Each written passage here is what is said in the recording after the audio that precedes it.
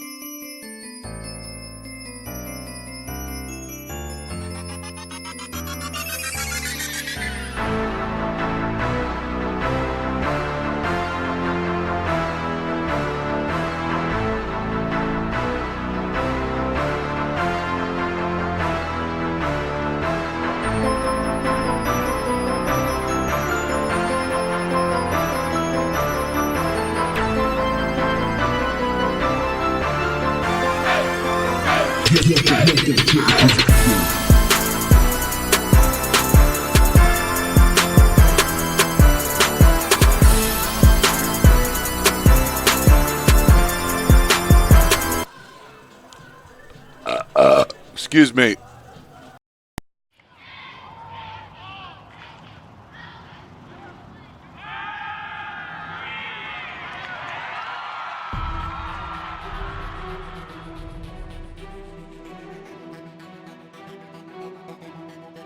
MJC has the largest athletic program in Northern California with 21 sports being offered.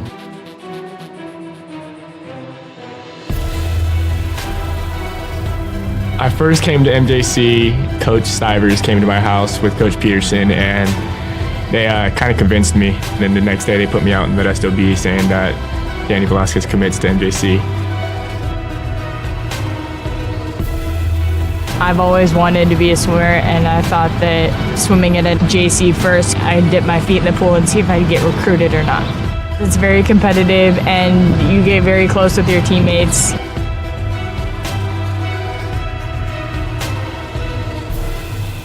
I've had athletes get their master's degrees, become doctors, chiropractors, lawyers, city council members. I think the best part of my job is getting phone calls from different types of employers that want to find out about some of the athletes that I've had in the past. Yeah, I was able to get a scholarship to Cal State Fullerton through academic success and athletic success here through teachers and coaching. It's like a family. I mean, we're always looking out for each other and always making sure, hey, what can I do for you? I got a student that needs this. Hey, I got somebody that needs this class, or I have this class open. What can we do for your athletes? I've seen MJC make a difference in the life of student athletes with the priority registration. If you're a high schooler and you want to come to MJC, you can expect great coaches, a great counselor, and great student success specialists to help you along the way. We're there from start to finish. Even when you go to transfer, we even assist you after transfer. The philosophy of our program is we're a student transfer program, so our job is to get the students in and get them out. We want the parents to know exactly what's going on and what we're trying to do from an academic to an athletic standpoint. We always end up winning, we always being productive, we're always at the end. And the results of MJC and all the athletics are second to none. From what we start with to what we end with are not the same students. They come here and they get faster, or they get stronger, or they're a better player or a better teammate or whatever it is. They all succeed. Always had dreams about playing college ball, and ending senior year without any offers to play big D1 ball, kind of heartbreaker. But I ended up grinding it out, hit the gym, made it happen, went to MJC, and got it done. I am signing with the Colorado University, go Buffaloes, got a full ride scholarship.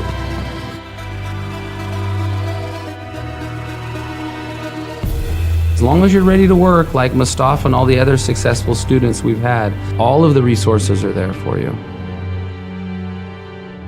MJC has made me realize I can do anything. With all the hard work I can put into it, there's so much more I've done that I didn't realize I could do. Go Pirates! Go Pirates! Go Pirates! Arr, go Pirates! Go Pirates! Go Pirates! Go Pirates! Go Pirates! Wait, did you guys smile after a serious face?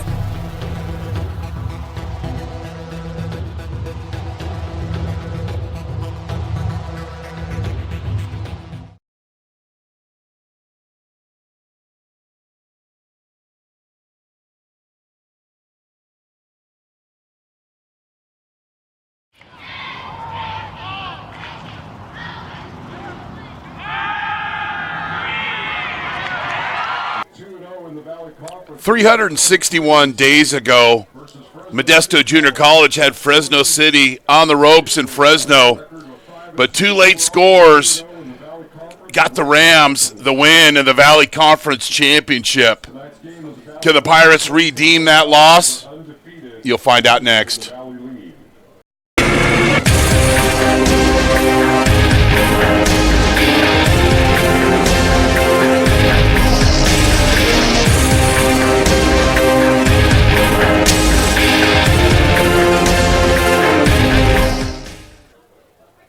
happy Saturday from Modesto Junior College Stadium for this matchup of Fresno City College, 5-2 overall, 2-0 in the Valley Conference. Modesto JC, 6-1, 2-0 in the Valley Conference. Don't need to spell it out for our smart football fans.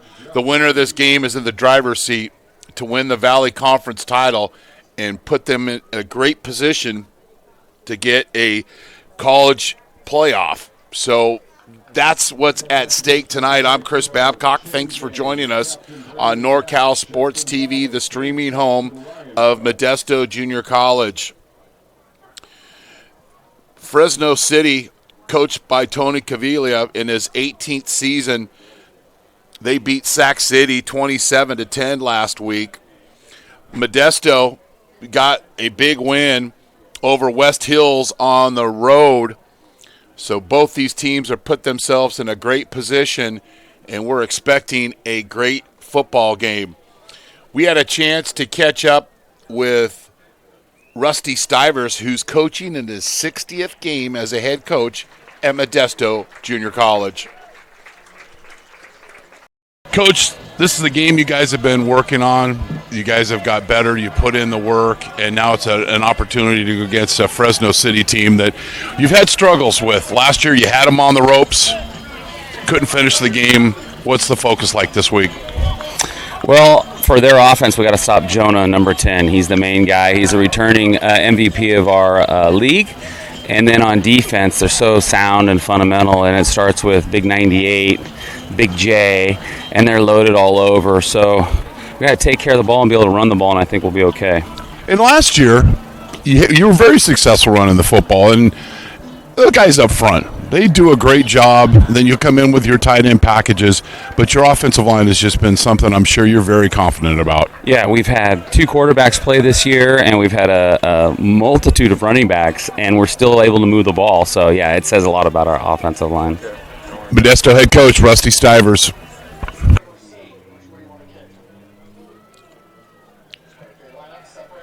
So Fresno City lost the toss, and the Pirates, as usual, seems like every home game that they defer, and then we'll get the ball to start the second half. So the Pirates will be on defense. Modesto Junior College football on NorCal Sports TV is actually to honor America, our national anthem. Wayne, Doc Hill, and Dave Livingston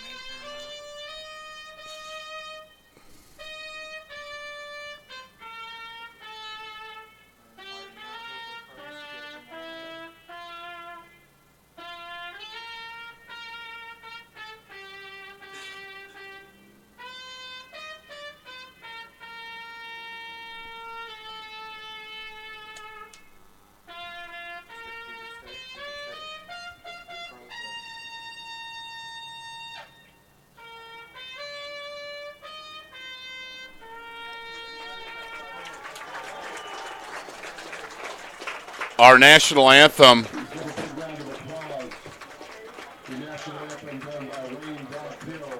That's Wayne Dockhill with the trumpet version of the national anthem. Modesto Junior College Football on NorCal Sports TV is brought to you in part by Modesto Junior College would like to give a special thank you and welcome tonight's game. And it is MJC Military Appreciation Day. Let's do that one more time. MJC Military Appreciation Day. Our referee tonight is Jerry Robinson.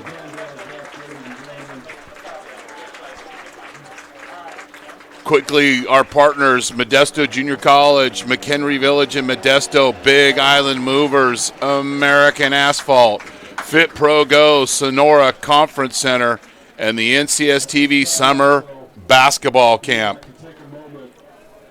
To observe a moment of silence for the brave men and women that protected our freedom but did not return with us today. If we could please have a moment of silence.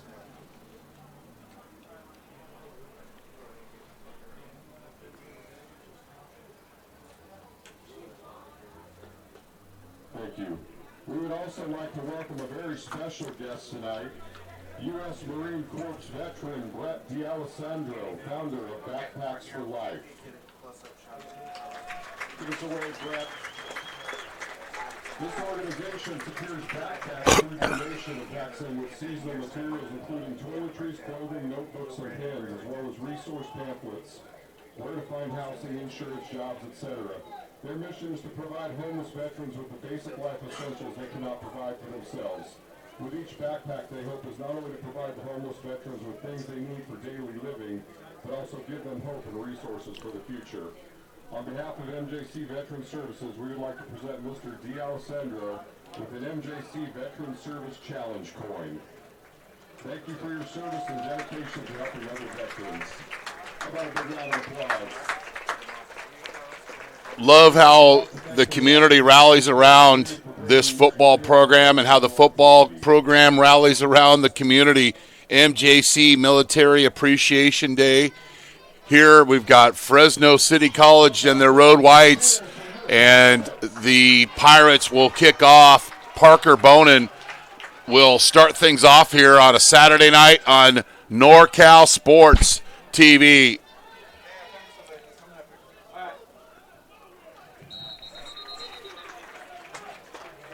O'Brien Selby with the return in Fresno City, led by their quarterback, Jonah Johnson. 59% thrower, 1,212 yards, 7 TDs, and 5 interceptions, 48 rushes for 168 yards. I would expect, after talking with Coach Stivers today, more quarterback runs. Fresno City will play the tight end, but here they're in a one-back set, 3-by-1 setup. Rico Rosario is the tailback. He's having a nice season. Johnson, and we've got one play, one penalty. And it's going to be a procedure, 1st and 15 now for Fresno City. Right on their website, Fresno City likes to talk about being balanced. Well, I don't think you can get more balanced than 173 yards rushing and 173 yards passing. That's their average. However, against some of the better teams in their schedule, San Mateo, they lost 17-3, and American River beat them 9-3.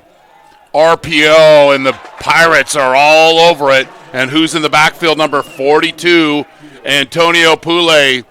And it's a sack for the big defensive end. Gets right around the tackle and pushes him out of the way. Adam Salazar had no chance, the right tackle. So 2nd and long, and the Pirates, when they're 3-man front, they're showing a blitz. They come off the edge, and it's a run for a small gain, and it'll be 3rd and long. Keys for this game for Fresno City, get off to a good start win the turnover battle, and make MJC drive the length of the field, therefore limit big plays. For the Pirates, finish. They let a potential state playoff berth go in the last parts of the fourth quarter against Fresno City. Red zone, be good offensively, score in the red zone, defensively, win those battles, and special teams. Don't necessarily have to win it, but don't lose it. 3rd and long for the Rams. We got another penalty flag. Throw over to a wide open wide receiver. And Chris Brown with the reception. And we had a comedy of errors as the umpire fell on his keister. Did we get that on the camera? Don't want to make fun of the officials early on in the game. A wide open Chris Brown and a referee, Jerry Robinson, with the call. Pirates are offsides. I don't think the play wasn't long enough for a first down.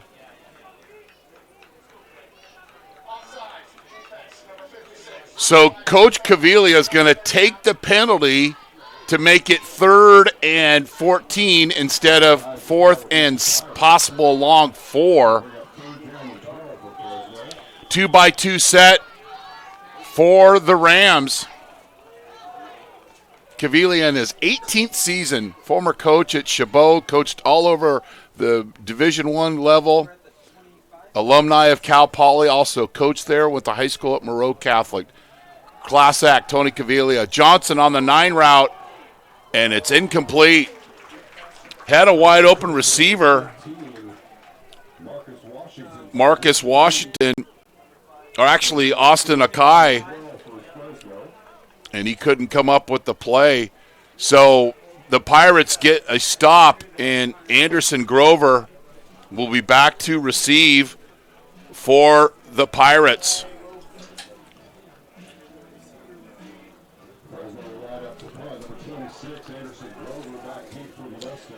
Eli Riofrio, 43.7-yard average. He's had 14 punts inside the 20-yard line. Coach Caviglia takes great pride in special teams. Nice high kick. Grover will fair catch and then lets it hit. And then Grover, at no loss, jumps on the football. And it's originally touched at the 33-yard line where the Pirates will take over. Quarterback by Dan Velasquez. And his running back will be Deshaun Alderson. Hanson at tight end. Porter at the slot. And Curtis and Gray. This Pirates offensive line, Salanoa, Brinkman, Kennedy, Serrano, Lofa. Alderson with the carry. And he picks up 3. And this is no slide of the running backs, but they've had their 2 top running backs hurt, and the Pirates' offense hasn't missed a beat. They pick up 3. They're averaging 211 yards rushing, which is 3rd in the state, 256 passing. Fly sweep to Curtis. He's been so effective there. Bounces outside. He's tackled by Khalid Hilton, and it'll be 3rd and short. Curtis so effective in the fly sweep. Didn't turn it up originally. Try to bounce it outside, and it'll be 3rd and short.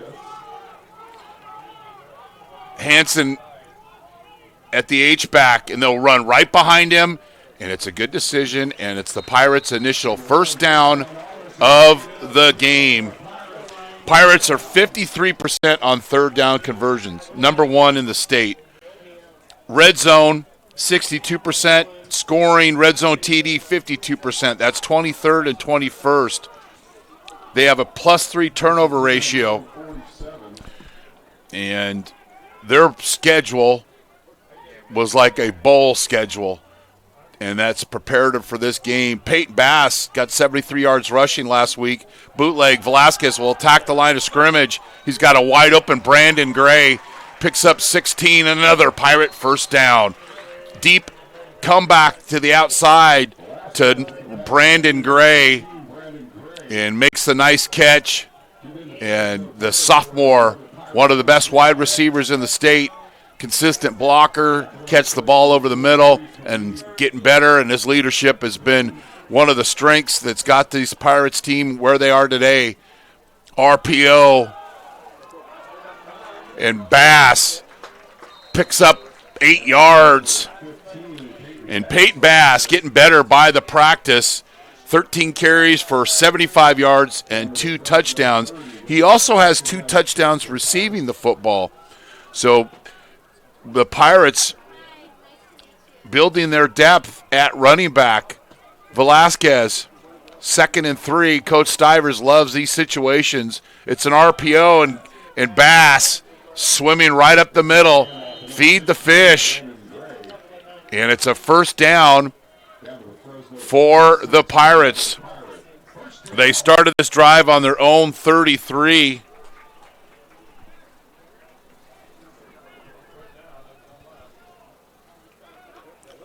Curtis in motion. And feed the Bass. Not much there. Good play by Steven Scheidt. 3.5 tackles for losses on the season, but Bass does get a forward lean to pick up 2. This Rams defense is 3rd in the state, only giving up 11.9 points per game. 266 yards, which is 11 in the state. 118 rushing, 148 pass. They've had 13 sacks, created 12 turnovers, 11 interceptions. It's a speed option, but I think one of the Pirates' offensive linemen picked up his hand early and will get a procedure. First penalty on the Pirates. So it'll be 2nd and 14. Some scores. San Mateo last night beat Diablo Valley.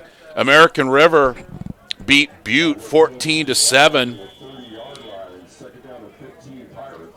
Foothill beat Contra Costa.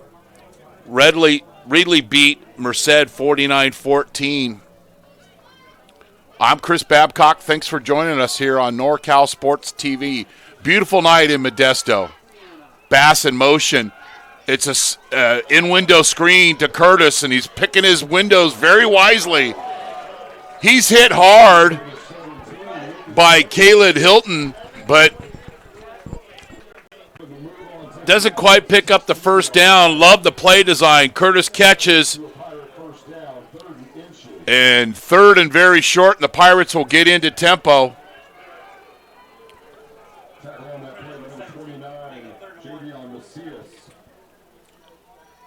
Green in at the fullback. Bass, nice cut inside, and picks up 8 and another Pirate first down. Let me repeat, this Fresno City College team has only given up 11.9 points per game. And right now, the Pirates are running the football at will.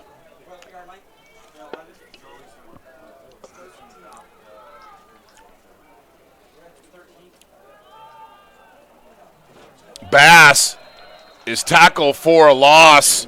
We've called his name 4 times already tonight. Khalid Hilton with the TFL.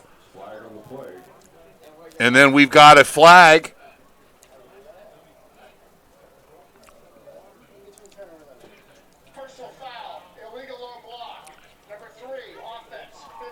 Tommy Olagundudu called for the chop block in space, and that is a big penalty, big setback for the Pirates. So they're going to lose 15 yards. So they were in the red zone. Now they're outside the red zone, and the ball will be spotted at the 26. It'll be 2nd and 26. Coach Stivers has got several plays for this. Not 2-by-2 set. Want to pick up at least half the difference. Velasquez deep over the middle, but the safety read the eyes of Velasquez. And a great play by Chad Brown, who has 5 interceptions this season. His 3rd pass defense. He had a pick 6 last week against Sac City. Watch the safety make a nice move, come off his guy, and go over to Gray. Nice coverage.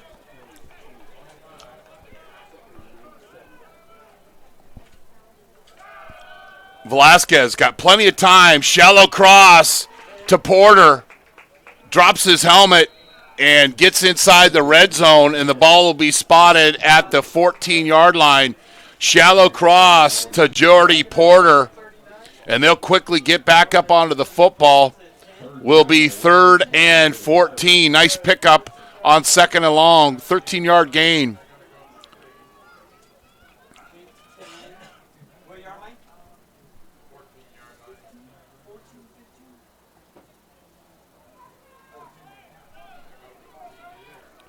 Bass. Offset to Velasquez's right. Screen to Gray and gets inside the 10. Will be spotted at the 9, and the Pirates will send on their field goal team. And I guarantee you Fresno City's not falling for the fakes that Laney and College of Sequoia fell for earlier in the year.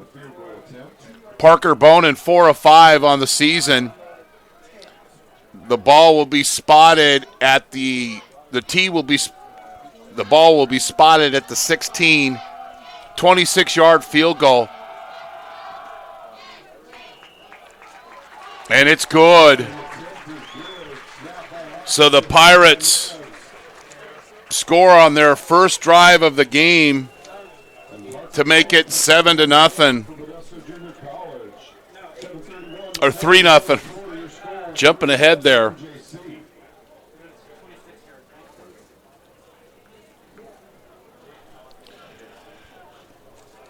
Big Island Movers is a fully licensed and insured full-service moving company in Modesto. For over 10 years, we've provided friendly, reliable moving services in Central California.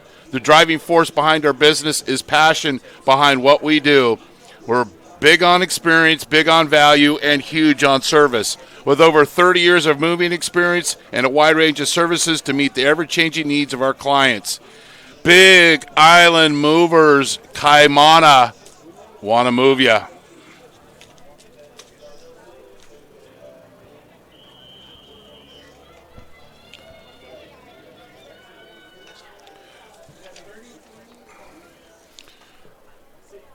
Six-minute and 28-second drive for the Pirates. Short kick. The Pirates rally up.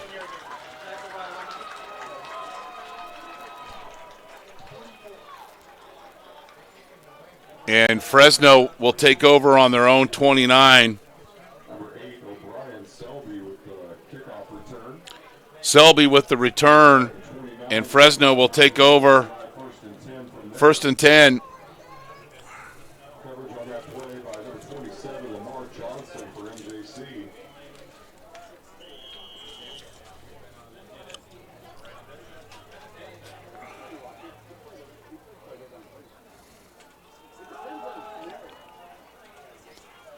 Rosario weaving through traffic, picks up 3, and it'll be 2nd and 7.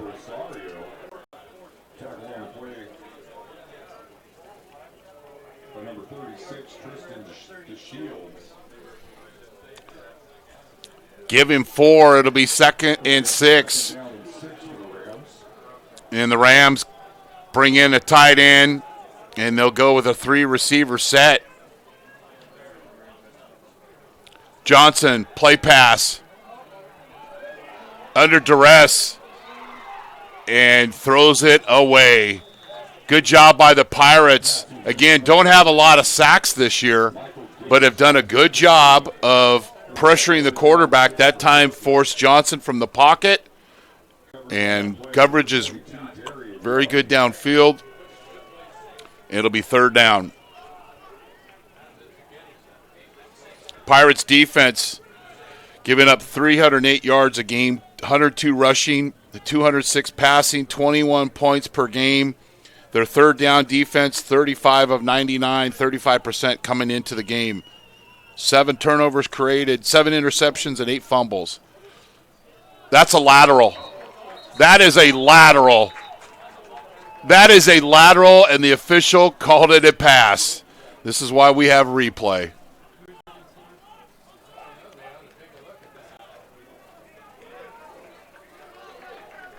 That ball's clearly thrown behind him. So Johnson incomplete with that lateral slash pass, and the Pirates get another stop.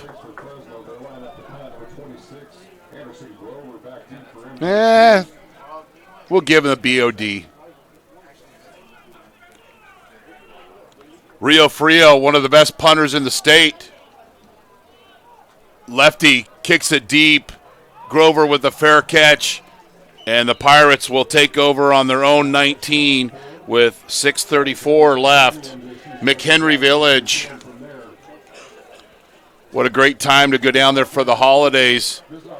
In Modesto, quality, style, selection. It's simply a matter of taste. Wonderful shops, fine dining, and more in a garden setting.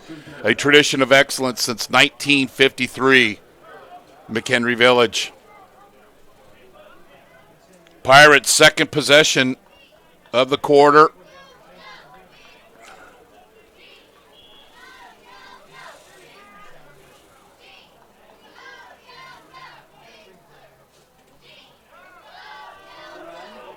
Bass picks up 11, and it'll be a Pirate first down. Watch Bass falling behind that big offensive line. Hansen with a block. And Bass with that forward lean, and it's a first down. First down and 10 for the Pirates at their own 30.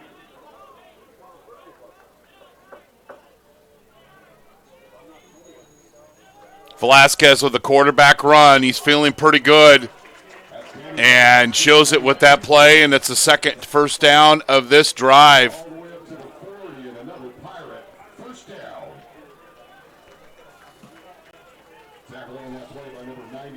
Velasquez with the RPO. Gets a great block by Peyton Bass to pick up the first down. Curtis in motion. And Velasquez throws it downfield in traffic. Probably not the best throw. And it's intercepted. Cam Laminuzzi, the Fresno City College leading tackler, he had 14 tackles against the Pirates last season. Velasquez could have simply just run that football for a 6 or 7 yard gain, but wanted to make the throw, and he throws the interception. That's Dan's third interception of the season. So the Rams with the pick.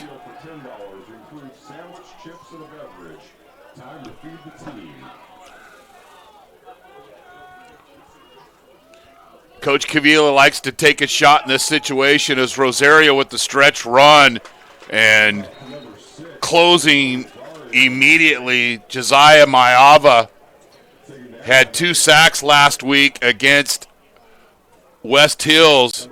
Watch 24 run downhill off the backside here. Comes down the line of scrimmage and makes him pay. 2nd and 10 for the Rams. Both teams 2-0 in the Valley Conference. Johnson, little flat route off the RPO, and it's a short gain for Michael Gates, the wide receiver.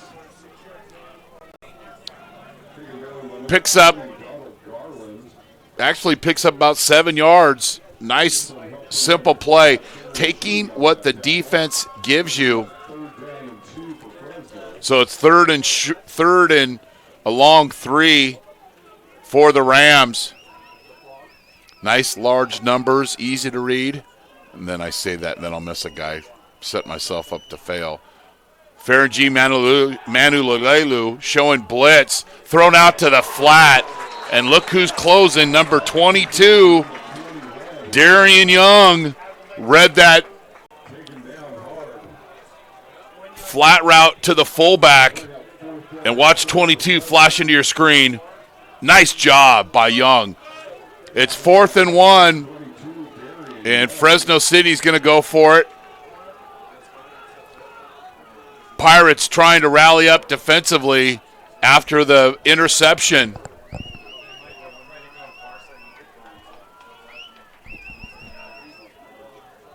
Run by Johnson, and I don't think he's going to pick up the first down.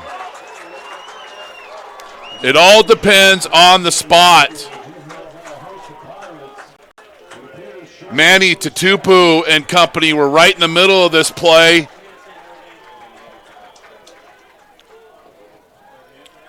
Antonio Pule, good job by the Pirates rallying up on defense. There wasn't anywhere for Johnson to cut back. The defense played strong along the line of scrimmage, and we've got a measurement.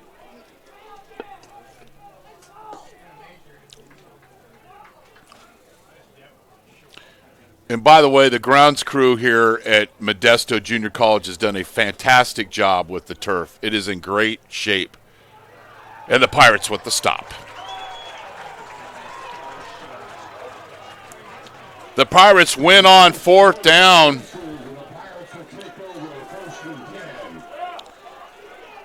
American Asphalt taking care of business in Northern California for 35 years.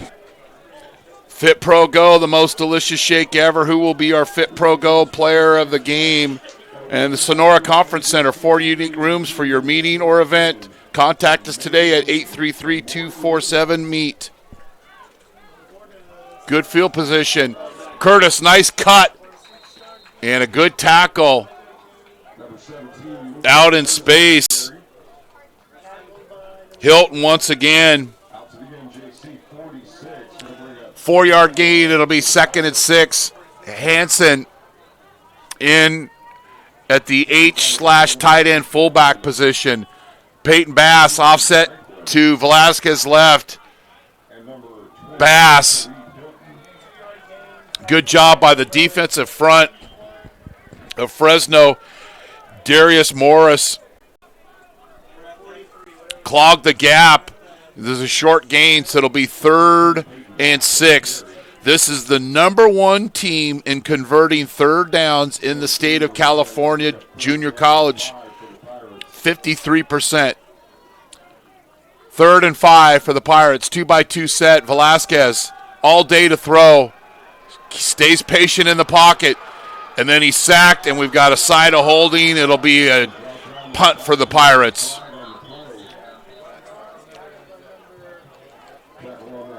It's a hold on the Pirates. It'll be declined, and the Pirates will have to punt. Jacob Cruz will come in to punt, averaging 35.6 yards per punt for the Pirates. So the Pirates hold on downs, but then the Fresno City defense backs up their offense. Back to receive, Michael Gates.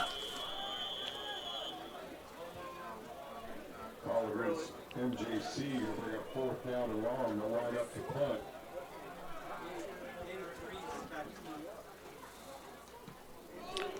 Cruz to Gates, and the timing was perfect. The ball's loose, and it's picked up by Fresno City College. The timing couldn't have been any better on that tackle. As soon as he touches it, the Pirates are on him.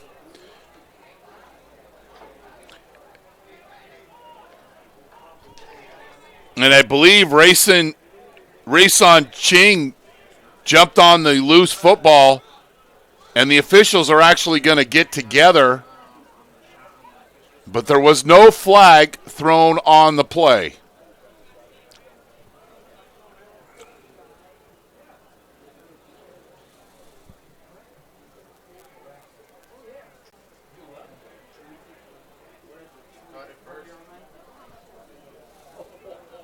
There won't be a penalty.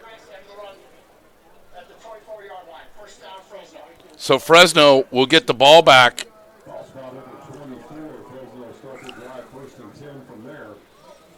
They're averaging 23 points a game.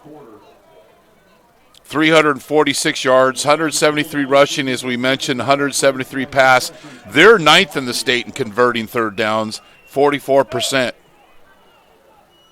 1st and 10, 2-by-2 set for the Rams. Johnson, quick hitch out here to Austin Akai, who fell down but got back up, showing his athletic ability, and it picks up 5. It'll be 2nd and 5. Good job by the Rams wide receiver coming back to the football. Picks up 6, 2nd and 4. That falls right into the game plan for Fresno City to stay balanced. 2nd and 4. Johnson,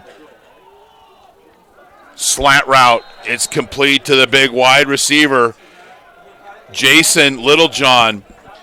That is his 7th straight game with a reception. His 10th catch of the season. Nice route. Loved his footwork. Pressing upfield. Nice hard step with his outside foot. Sharp cut. Johnson on time. It's 1st and 10 for the Rams. Rosario cuts back. Picks up 4. Keeps his feet moving. And it's a nice gain for the Rams. Nice cut by Rosario. And if you get too far upfield on the backside of that play, he's very capable of cutting the ball back inside. Twin set, 2-back formation for the Rams. They'll come in with a tight end, Eric Boston. Hear the pads popping on that play, but the Rams do a good job of moving the pile. I don't know if they got enough for the first down. Little fullback RPO. And Hunt, H-back, fullback type. 21 carries, 161 yards coming into the game, and 2 touchdowns. Could hear the pads popping here. It's Saturday night, Modesto, the Battle of the Valley Conference. Undefeateds here. I'm Chris Babcock on NorCal SportsTV, the streaming home of MJC football. Counterplay, and 22, it's a first down for Fresno. But number 22 comes off the edge and makes a nice tackle. Poulet will come out. Looks like he's a little bit shaken up. And that'll be the end of the first quarter. Modesto Junior College leads Fresno City College 3-0. You're watching Modesto Junior College football on NorCal Sports TV. In the summer of 2020. Be one of the first 75 to register for this NorCal Sports Summer Camp and get $100 off your tuition. This is to be held at the former location of the Dick Edwards Camp in Sonora, California at the Sierra Outdoor School. Week 1 Boys Camp, June 16th through 20th of 2020. Week 2 is the Girls Camp from July 7th to July 11th of 2020. It's a 5-day overnight camp with air-conditioned dorms and prepared meals included. Trainers and coaches from the NBA, college, and high school ranks will be in attendance. All games and events filmed professionally by NorCal Sports TV, allowing for film sessions, video evaluations, and individual highlights. Register with a small deposit of $99 to earn your discount and free personalized jersey upgrade. Learn more and register today at www.norcalsportstv.com/camp.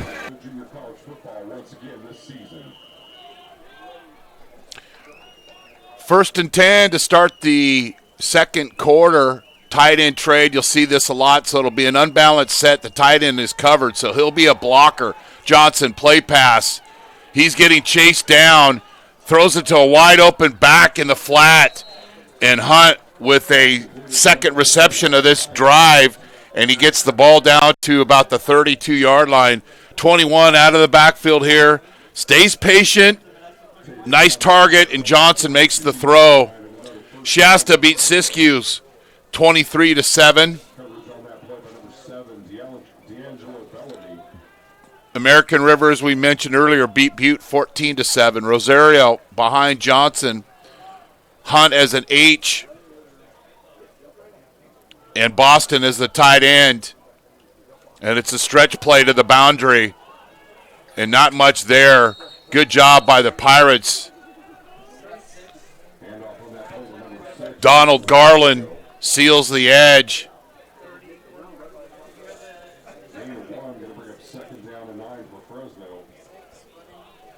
And it's a short gain. Delta's beating Sac City, the Pirates' next opponent. They're beating Sac City 32-15.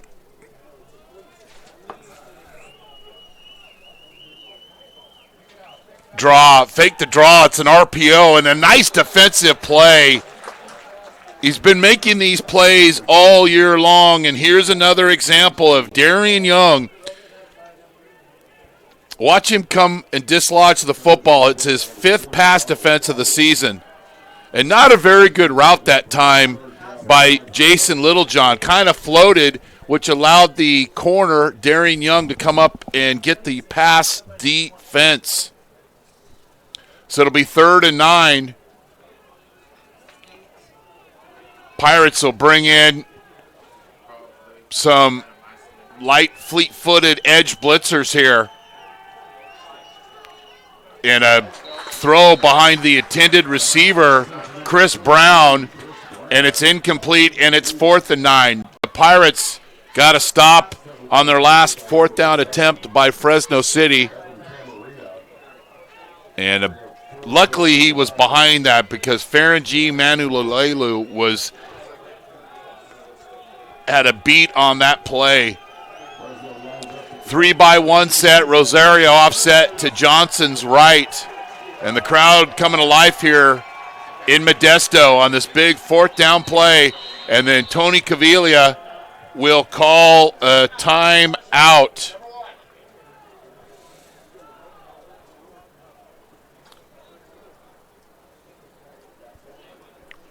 Does your protein shake have the real symbol?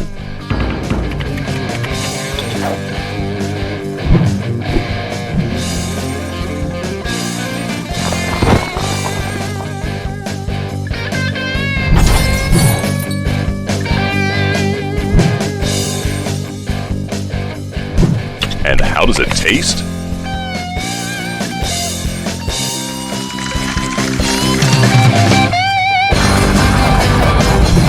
Isn't it about time we all got real?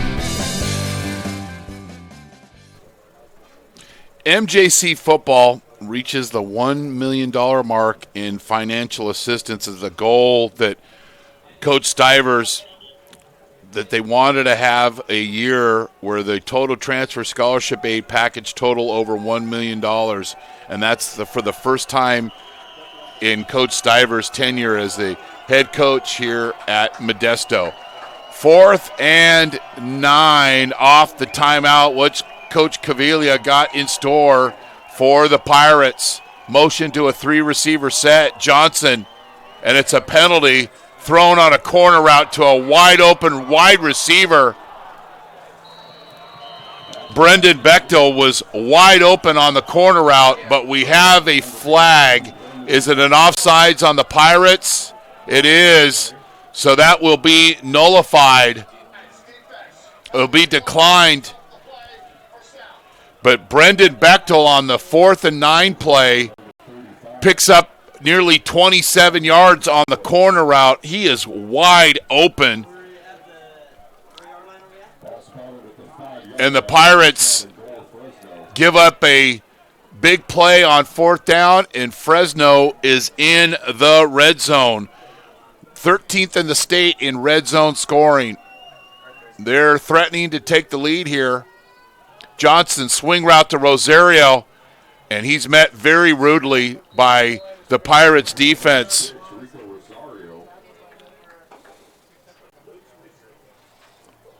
Little swing route, and you're hoping your wide receivers can make some blocks or your fullback, but neither happened. And good job by the Pirates rallying up on defense. Jesse Flores was right in there. 2nd and 6 for the Rams. Jake Bouse comes into the game at tight end. And they'll trade the tight end. Then they trade him back again. And it's substitution, mass confusion, and a timeout for the Rams. They've used 2 timeouts. They've got 1 left.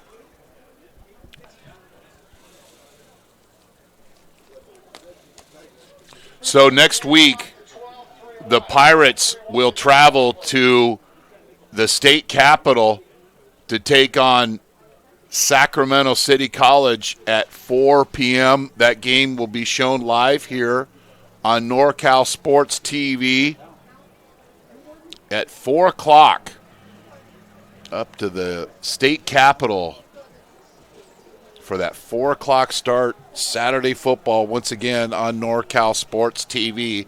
And then the Pirates will close out their regular season hosting Delta on the 16th at 6 p.m. right here at MJC. So the 2018 matchup against these teams, the Pirates led 27-19 after a Devin Bass touchdown. 8:05 left in the game. Then Johnson to Stewart for 53 yards. Then with a minute 25 left in the game, Johnson to White on a 1st and 10 play on the 16-yard line, and then a 2-point conversion, and Fresno City got the win and a state playoff berth. Johnson, RPO, throws it into the end zone, and it's incomplete. So Fresno City leads this series 36-11-1, 1 tie. Johnson with the play fake, and it's thrown away. Through 1999 through 2013, Fresno City was 10-0. Then the Pirates got the win in 2014, 44-42. It is the worst winning percentage the Pirates have against any team in their history, 23.4%. Rosario, I don't know what's happening right there. I believe it was supposed to be a handoff to Rosario and maybe a jump pass, but it was a handoff to Rosario. He just simply threw the ball into the end zone, and they're lucky they did not turn that one over. And I didn't get a chance to do the circus music, Luis. So it'll be a field goal attempt for the Rams. Jack Cooper, 2 of 3 on the season, 34 is his long.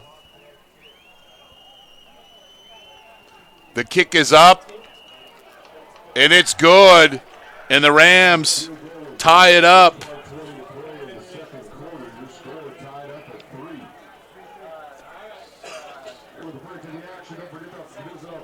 So the Rams do a nice job on that drive, and they tie it up at 3 on the 23-yard field goal.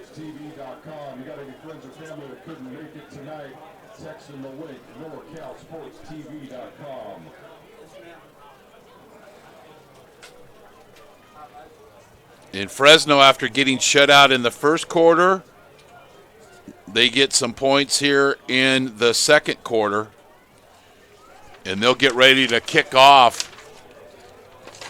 But just doing a little research was stunned of the dominance that Fresno City has over Modesto. And these two teams were on a collision course for this game.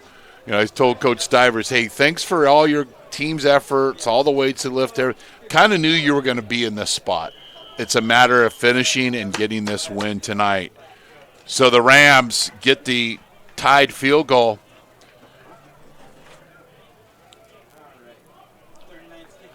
And we've got Bass as one of the receivers.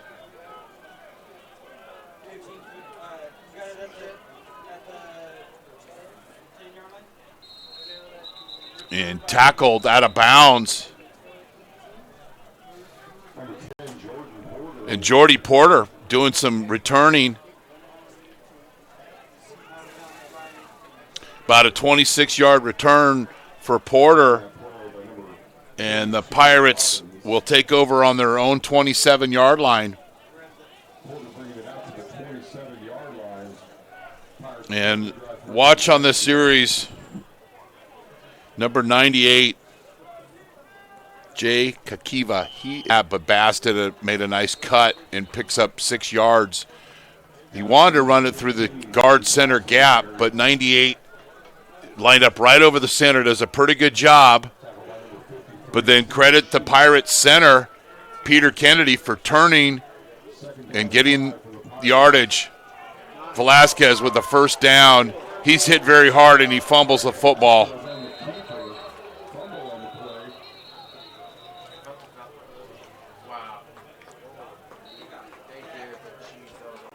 That's a big hit. This isn't for the faint of heart.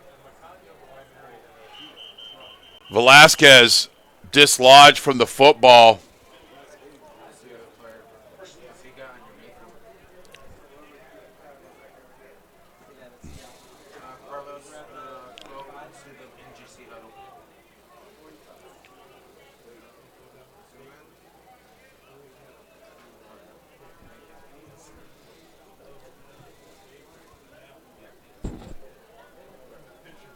So the athletic training staff of the Rams comes out, and the injured player is number 22, Eric Dobbins. And he came up and hit Velasquez, got the caused fumble. Actually, they're saying that Velasquez was down, and the Pirates retained possession. That might be a break there. I thought the hit caused the fumble, and before Velasquez hit the turf, Brett Neves will come in for Velasquez. Very capable quarterback. Bass tries to spin cycle, and maybe not his best decision. Picks up 7. But you shouldn't turn your back to the defense. Here's the result. Nice tackle. He's all over the field tonight. Colin Hilton is all over the place.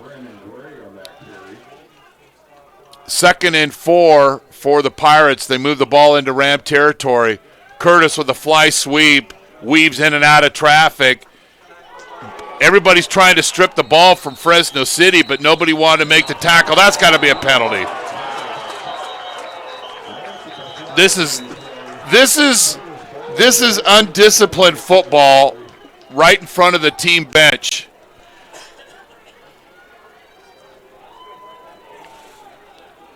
I believe this will be a personal foul on the Rams.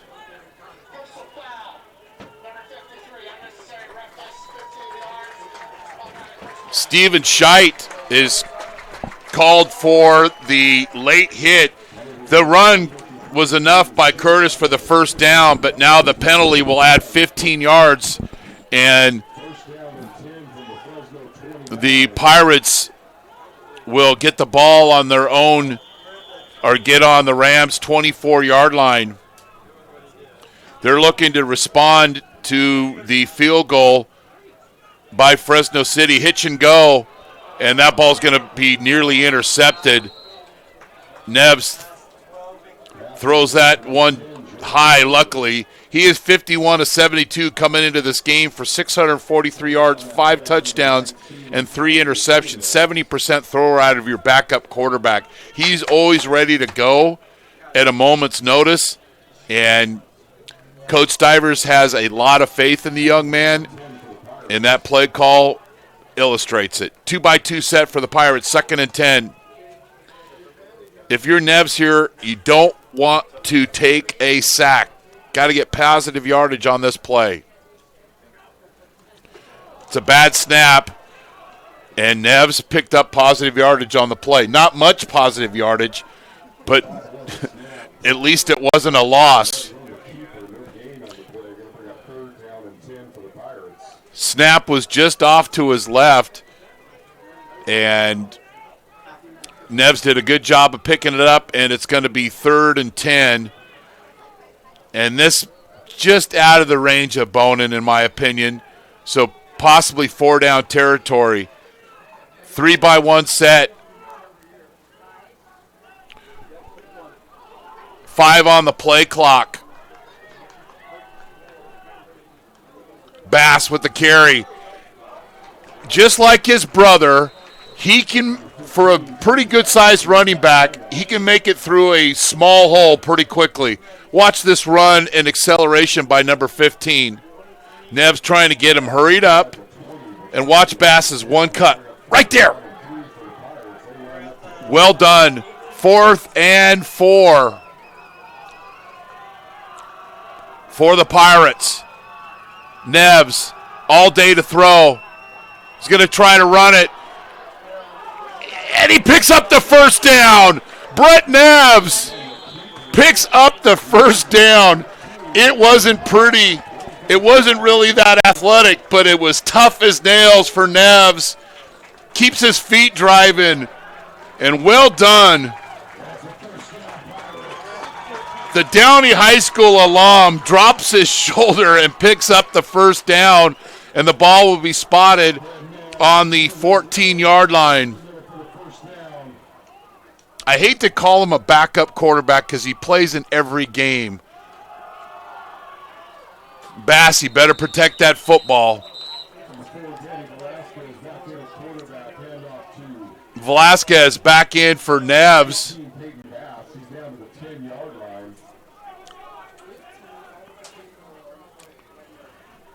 Positive gain for the Pirates. Bass getting a lot of carries. Heavy load set. Green and Hansen, and then they'll put Hansen out as a wide receiver. Bass with the carry, and he's met rudely by, and we talked about protecting the football on the last carry. The officials rule that play down, and of course the Rams will keep running with it and then leave the football on the ground and don't bring it back to the official.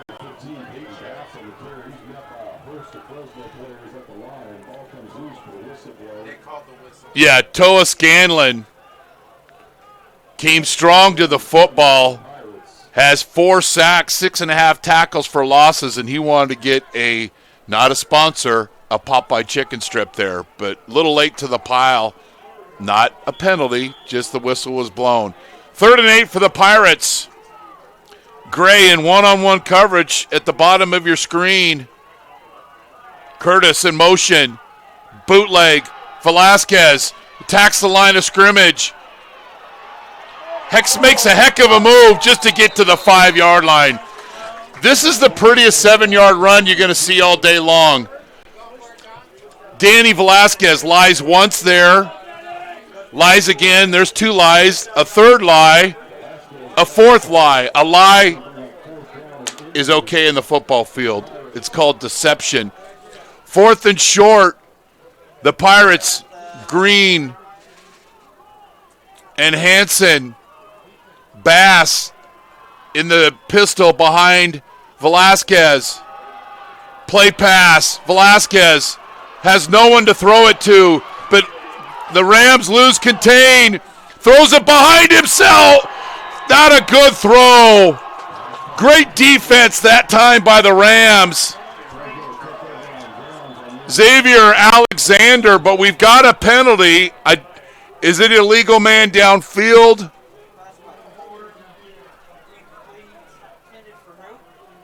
Throwing across your body late over the middle is a cardinal sin. And credit the Rams defense of staying at home. Here's the call.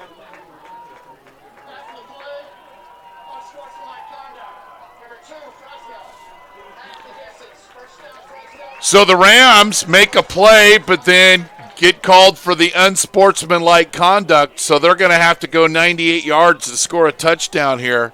But they get the 4th down stop. And we said one of the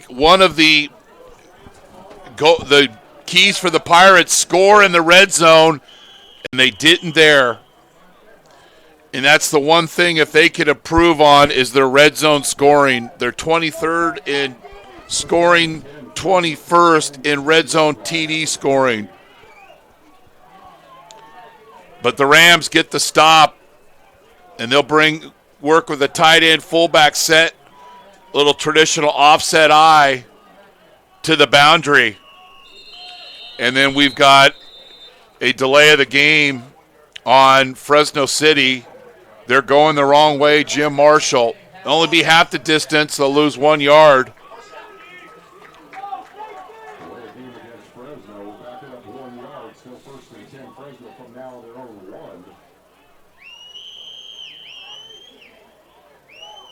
But Coach Caviglia will play pass and throw a deep post out of this. We've seen it last year, seen it throughout his career. Johnson with the quarterback sneak, and the Pirates calling out a fumble, which I'm not going to trust. Not that I don't trust the Pirates, but Johnson with the quarterback sneak.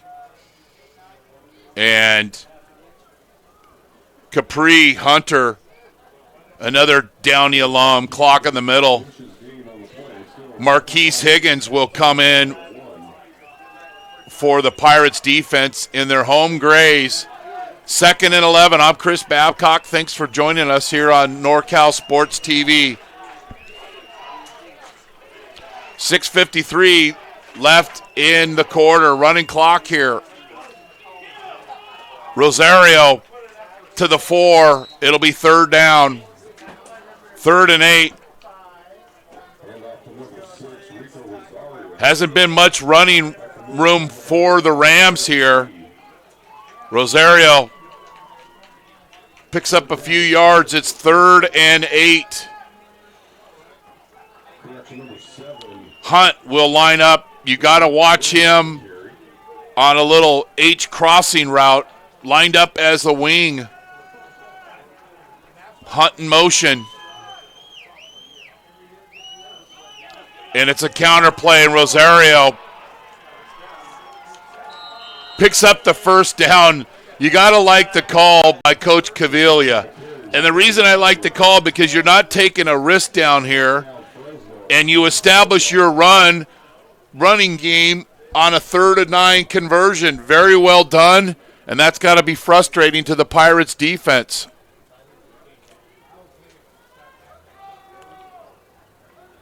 The Rams will stick with that tight end wing set. This time Johnson in the pistol. Rosario weaving through traffic and picks up 8. It'll be 2nd and 2.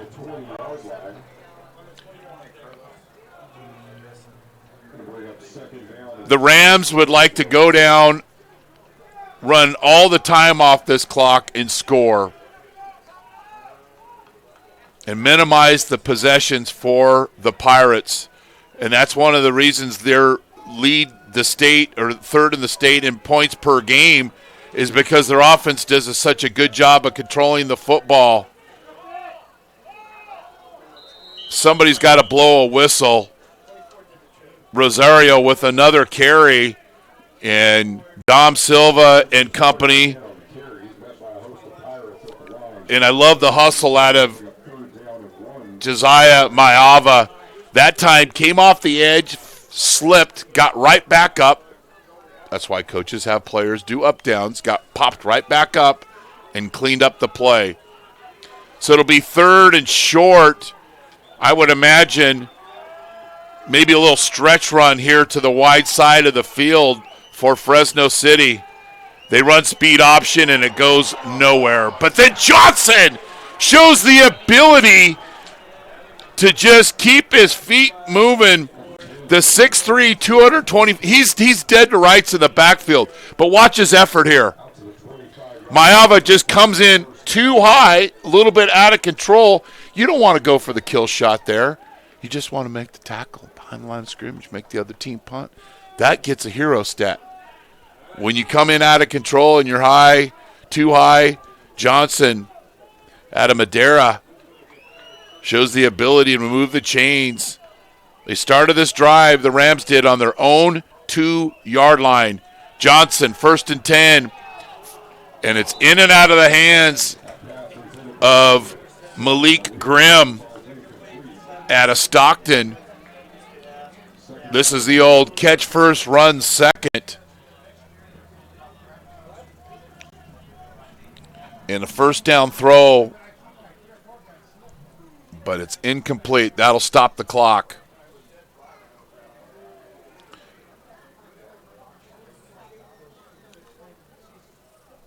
Three receiver set for the Rams. Little counter play, and that goes nowhere. Farron G. Manu Lelelu along with Capri Hunter, and it's a TFL for the Pirates. It's 3rd and 11. Can they get off the field? Good job by the Pirates defense. 3rd and 11. With a stop here, would give the Pirates a chance to get the football back, and they also get the ball to start the second half. We like to call that winners outs, but you got to get the stop first. Johnson all day to throw, timing route, first down, 14-yard gain. To number 14, Chris Brown. Adam Modesto. Nice release off the line of scrimmage, and Camarina didn't do a good job of covering in the slot. And I think with those timing routes, you got to get a little reroute. That was 7-on-7 Summer League throwing there, and the Rams convert again on 3rd down. Johnson, quick throw, and Chris Brown with another catch. And the Rams sidelines starting to get a little juice going on as this clock continues to wind down as we approach the end of the first half. The Pirates with mass substitutions here. The Rams are the 2-by-2 set.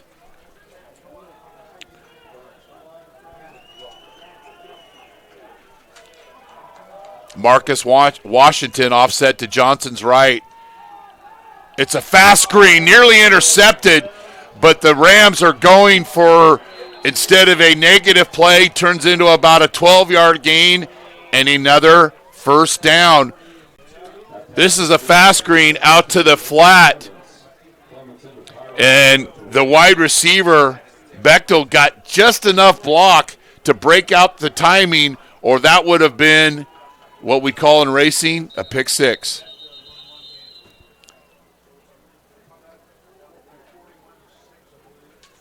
And the officials blow the play dead here. And then they'll wind the clock. Just under 2 minutes left here from Modesto Junior College. Not a lot of offense, but right now the Rams with all of the momentum. Johnson breaks containment. That's always dangerous. Then he throws it to Milton Clemens, who had an 82-yard touchdown, 5 catches for 146 yards on the season, and he is wide open here, trying to work himself open. He does, makes the catch, gets right up the field, and the Rams are in business. They're 23-yard line. They started this drive on their own 2, lost a yard on the penalty, and they have just converted play after play. 2-by-2 set. Johnson under duress, and it's in and out of the hands. Brown, but Johnson takes a lick on this play, and if you're a wide receiver, your quarterback takes a hit like this, you better make the play. That's a little Malachi crunch. Laverne and Shirley, Google it. 2nd and 10.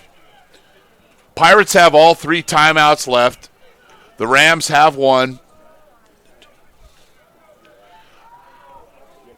Be nice if the scoreboard operator would not set me up with the timeouts, but Darren Souza let me know there's only 2 timeouts for the Pirates. The wheel off the fast screen, it wasn't there, and then Johnson throws it away. This play is intended to be thrown to the slot receiver who's going to run a wheel route off the fast screen. He comes in motion 86, but the Pirates don't bite, and Johnson throws it away. And great discipline by the Rams offensive line of not running haphazardly downfield and having an illegal man downfield. So 3rd and 10, and the Rams have been converting on 3rd down on this drive. Johnson with a quarterback run, and his shows his strength there. Tackled by Kendrick Bond. So it'll be a... Now, if you're Coach Stivers, do you call a timeout here? Do you call the timeout to save some time? And Coach Caviglia is not going to show his hand. He's not going to send his field goal team out there. He's going to wait and then use his timeout unless they're going to go for it.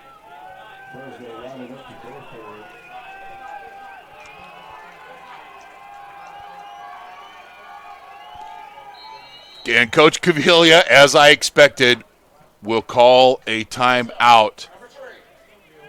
So what he does there, regardless of the decision, if he's going to go for it or if he's going to kick the field goal, he wants to assure that there's not much time left on this clock at the end of this drive. So it's called clock management. So good job by Coach Caviglia.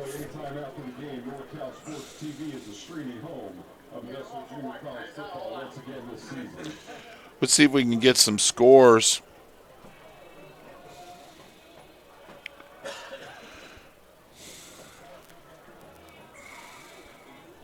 Final, Delta with their 3rd victory of the season beat Sac City 32-15. American River beat Butte 14-7. Shasta beat Siskiyous 23-7. And does he realize his mic's still on? It's fantastic. Yep. Oh, they reminded him. Too bad. Jack Cooper on for the field goal. His long this season is 34 yards. And he nailed it.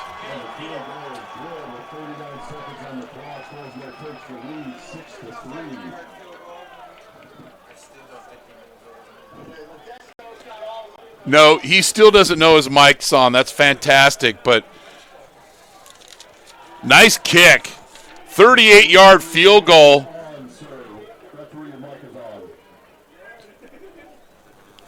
And it's 6-3. The Pirates only have 39 seconds left, but they do have 2 timeouts left.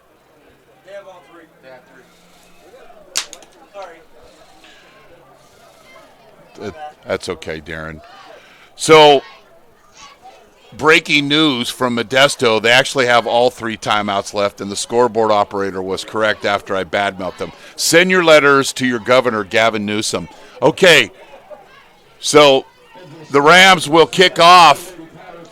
They did a great job. They took that ball on their own 2-yard line and drove nearly the length of the field, milked the clock, nearly 7 minutes off the clock,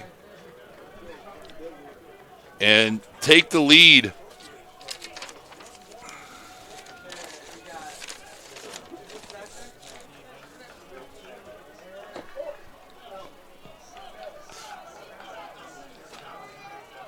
Porter to the 10, the 20, and he's tackled at the 28-yard line.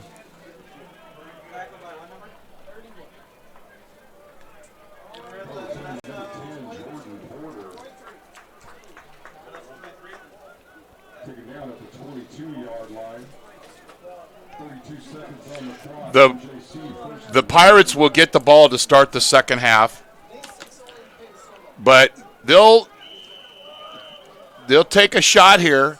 Nev's in at quarterback for MJC.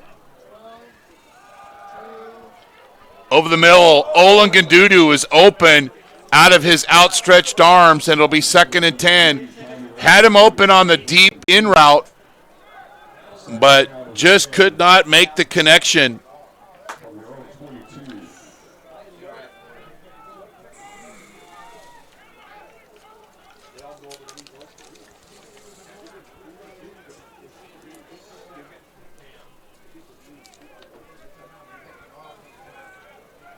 So the Pirates scored on their first possession of the game.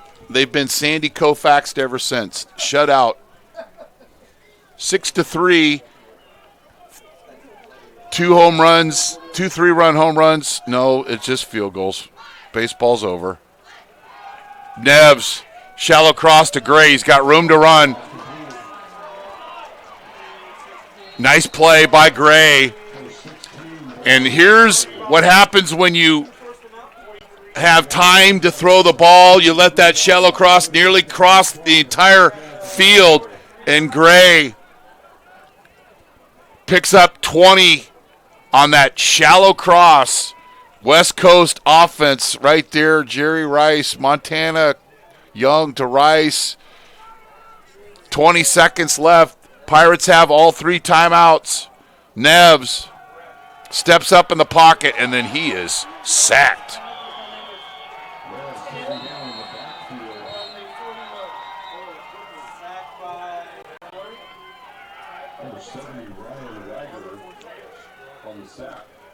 Reiger's 4th sack of the season, and the Pirates call a timeout. Big Island Movers, fully licensed and insured full-service moving company in Modesto. With over 30 years of moving experience and a wide range of services to meet the ever-changing needs of our clients, Big Island Movers is your go-to for professional prompt moving services. A loyal supporter of Modesto JC football, Big Island Movers. Kaimana, wanna move ya. You want to find out about our upcoming games? Tomorrow we start our basketball season. Yeah, I'm a psycho. We got football tonight, basketball tomorrow. Follow us on social media at NorCal Sports TV. Subscribe to our YouTube channel. Doesn't cost you. YouTube.com/NorCal Sports TV. So Green will block this time for Neves. 4 wide receivers set. Does Coach Stivers have something in the treasure chest? Wait and see. Try to throw a timing route to Grover. He slipped and fell, and it goes incomplete. 10 seconds left in the half.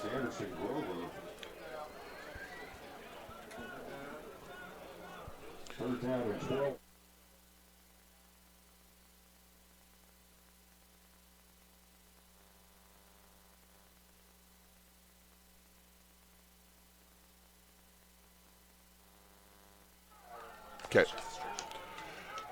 And the Pirates are just going to take a knee. So we go at the end of the first half. Fresno City College off 2 field goals. They lead 6-3. You're watching Modesto Junior College football on NorCal Sports TV.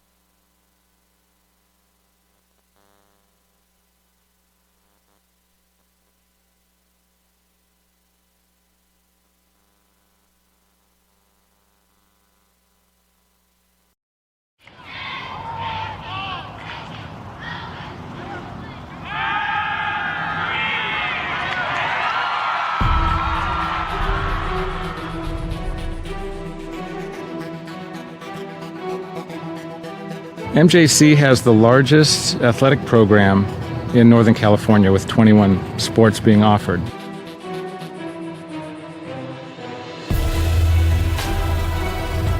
I first came to MJC, Coach Stivers came to my house with Coach Peterson, and they kind of convinced me. Then the next day they put me out in Modesto B saying that Danny Velasquez commits to MJC. I've always wanted to be a swimmer, and I thought that swimming at a JC first, I'd dip my feet in the pool and see if I'd get recruited or not. It's very competitive, and you get very close with your teammates.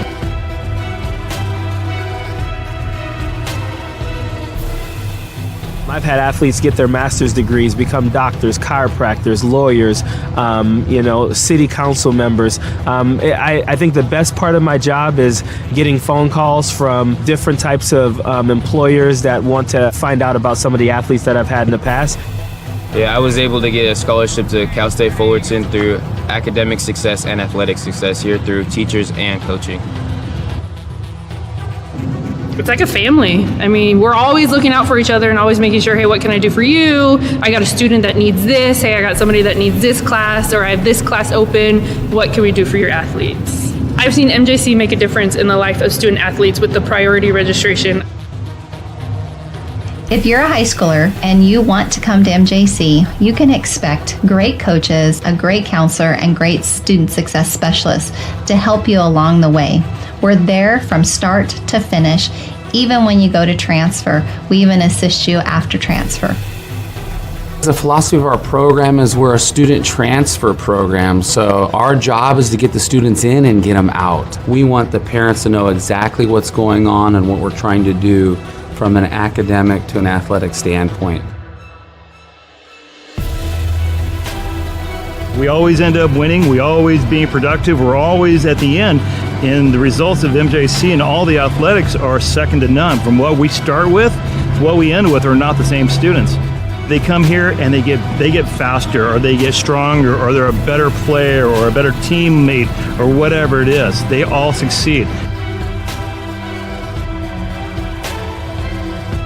Always had dreams about playing college ball, and ending senior year without any offers to play big D1 ball, kind of heartbreaker. But I ended up grinding it out, hit the gym, made it happen, went to MJC, and got it done. I am signing with the Colorado University, go Buffaloes, got a full ride scholarship.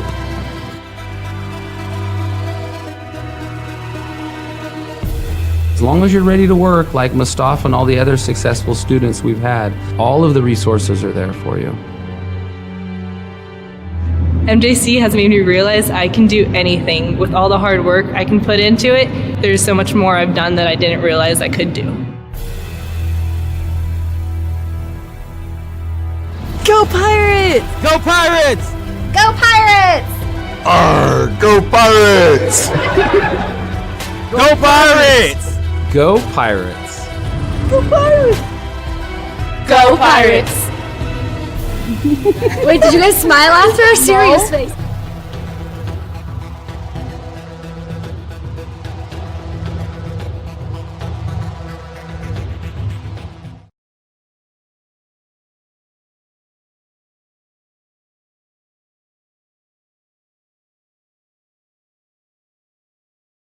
Coming in the summer of 2020. Be one of the first 75 to register for this NorCal Sports Summer Camp and get $100 off your tuition.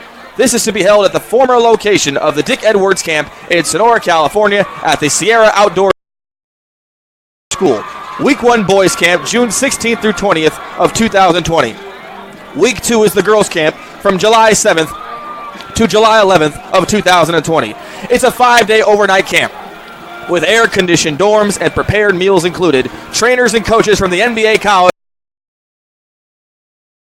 and high school ranks will be in attendance. All games and events filmed professionally by NorCal SportsTV, allowing for film sessions, video evaluations, and individual highlights. Register with a small deposit of $99 to earn your discount and free personalized jersey upgrade. Learn more and register today at www.norcalsportstv.com/camp. Does your protein shake have the real symbol?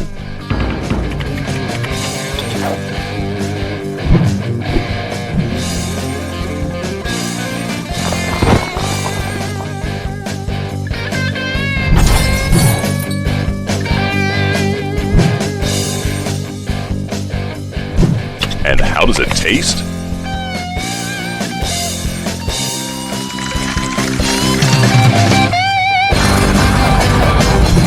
Isn't it about time we all got real?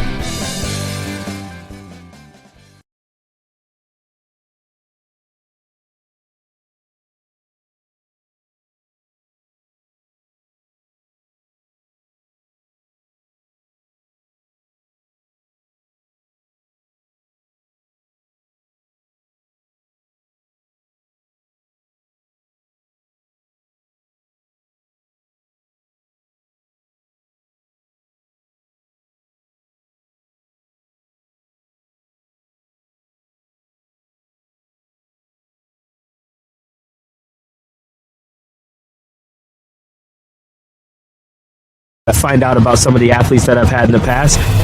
Yeah, I was able to get a scholarship to Cal State Fullerton.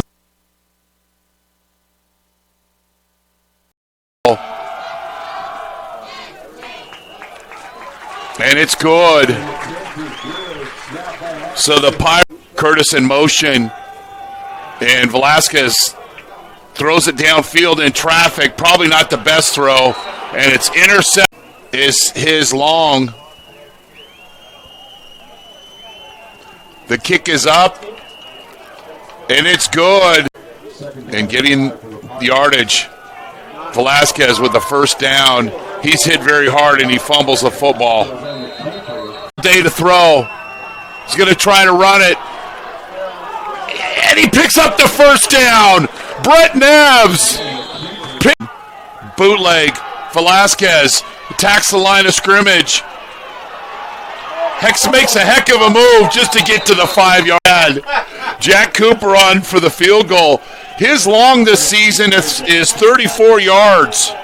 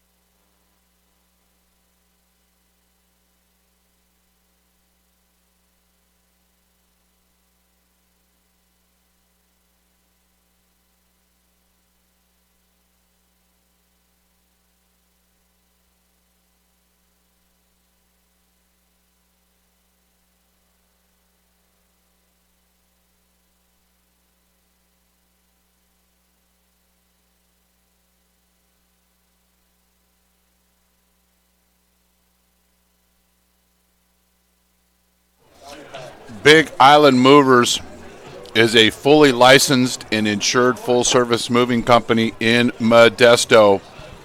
The driving force behind our business is passion behind what we do. At Big Island Movers, we're big on experience, big on value, and huge on service. With over 30 years of moving experience and a wide range of services to meet the ever-changing needs of our clients, Big Island Movers is your go-to for professional, prompt moving services. A loyal supporter of Modesto football, specifically Modesto Junior College football. Appreciate Joe and his family's 3-year partnership with NorCal Sports TV. Big Island Movers, Kaimana, want to move ya. McHenry Village, festival times at McHenry Village this time of year with all of the upcoming holidays. McHenry Village is Modesto, quality, style, selection. It's simply a matter of taste. Wonderful shops, fine dining, and more in a garden setting, a tradition of excellence since 1953.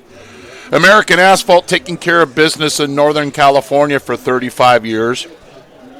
FitPro GO, the most delicious shake ever. Who will be our FitPro GO player of the game? Sonora Conference Center, 4 unique rooms for your meeting or event in historical downtown Sonora. Contact us today at 833-247-MEET. NCS TV Summer Basketball Camp. More information at NorCalSportsTV.com/camp for more information, offering early sign-up discounts. Take advantage of this opportunity for your basketball season. Statistics, and not a good one first half-wise for Modesto. First for Fresno City, 9 first downs. They were 4 of 11 on third down, which is below their season average. Only 38 yards rushing. Passing, Johnson 11 of 21 for 121 yards. No turnovers. Rosario 10 carries for 32 yards. Fourth down conversions, they are 1 of 2. And Modesto, 11 first downs, 1 of 6 on third down. This is the leading third down converting team in the state, above 50%. That's where they're missing tonight. 165 yards on 36 plays, 100 yards rushing, 65 yards passing, 5 of 11. Time of possession, 20 minutes and 4 seconds, which is dominant, but they haven't done anything with their possessions. Bass, 12 carries for 49 yards. Gray, 3 receptions for 40 yards. The Pirates get the ball to start the second half. American River beat Butte 14-7. Delta beat Sac City 32-15. Shasta 23-7 over Siskiyous. And San Mateo beat Diablo Valley 28-7. In progress, City College of San Francisco is at Chabot. Start of the second half here on NorCal Sports TV. Bass will take it. He's at the 15, and he gets out to about the 23-yard line, loses the ball, but it's after he hit the turf. And the Pirates will take over on their own 22-yard line.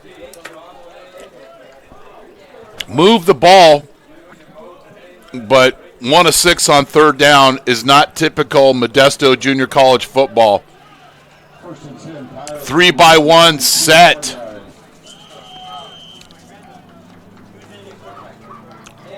Curtis in motion, and he gets the ball on the fly sweep and picks up a nice gain of 6 yards. Curtis stretching the defense on the fly sweep.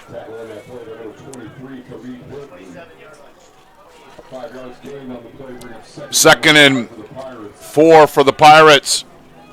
Rams, one of the best defensive scoring teams in the state. Alderson picks up 3, and it'll be 3rd and short. And again, the Pirates 1 of 6 in the first half on 3rd down.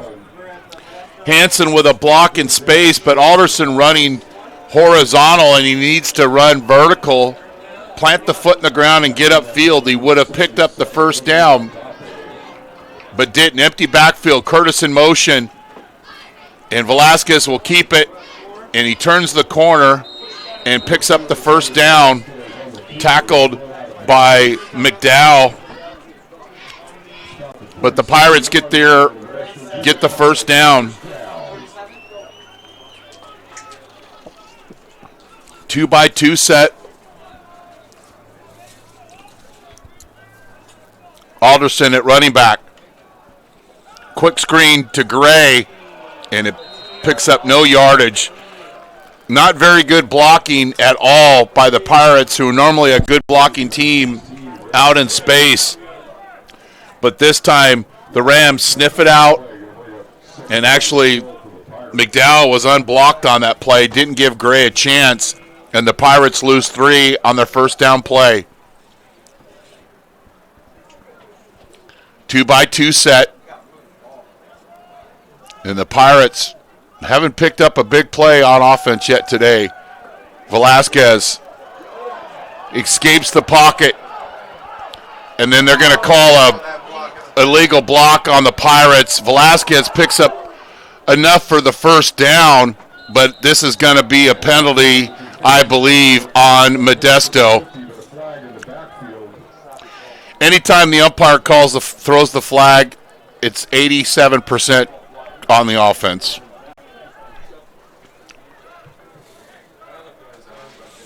You're like a fly fisherman on that cast right there. The Pirates will be playing deep behind the sticks on this. But Jerry Robinson talking with the umpire and trying to get a breakdown of the call. This is when they need to kick in the Jeopardy music.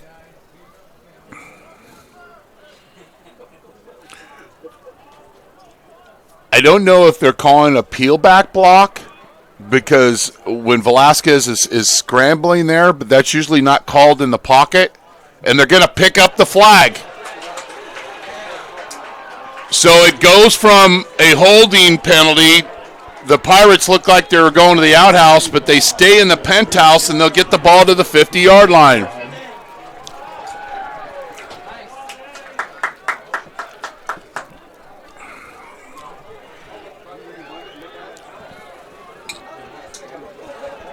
I do like the officials getting together and attempting to get the call right. Now, I know if you're a Fresno City fan, you're going, yeah, sure, Homer, announcer. But at least they talked about it. First down for the Pirates. Can that be the play that breaks the offense? Velasquez with a carry, and he's rudely, but then fumbles the football. They stood Velasquez up, and then the Rams came in with the strip. But I believe the Pirates will retain possession. Get to the football, good things happen, and here's an example. Nice chicken strip that time by Macias. Pirates pick up 1. Could have been a potential turnover.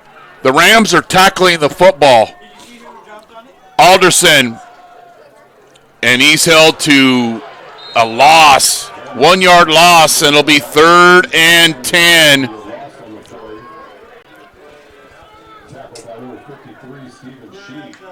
At some point, those are 2 unblocked guys. Not much Alderson could have done there, except drop a shoulder and the old make your own hole. 3-by-1 set. Gray at the bottom of your screen. Scanlon showing blitz, but then he'll walk back up again, number 44. Alderson picks up 7. Nice tackle that time by Hilton. Watch number 23 in white fly into your screen coming down from a safety position. Right there. weaving through traffic and blockers and his teammates.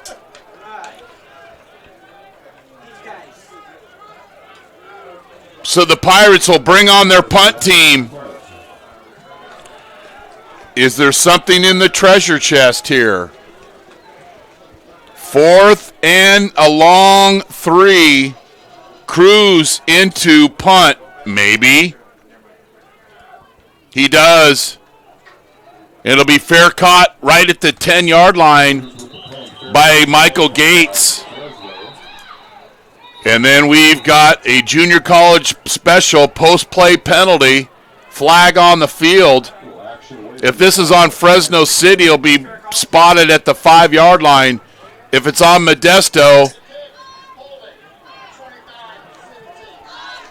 it wasn't a post penalty, but it'll be half the distance to the goal line.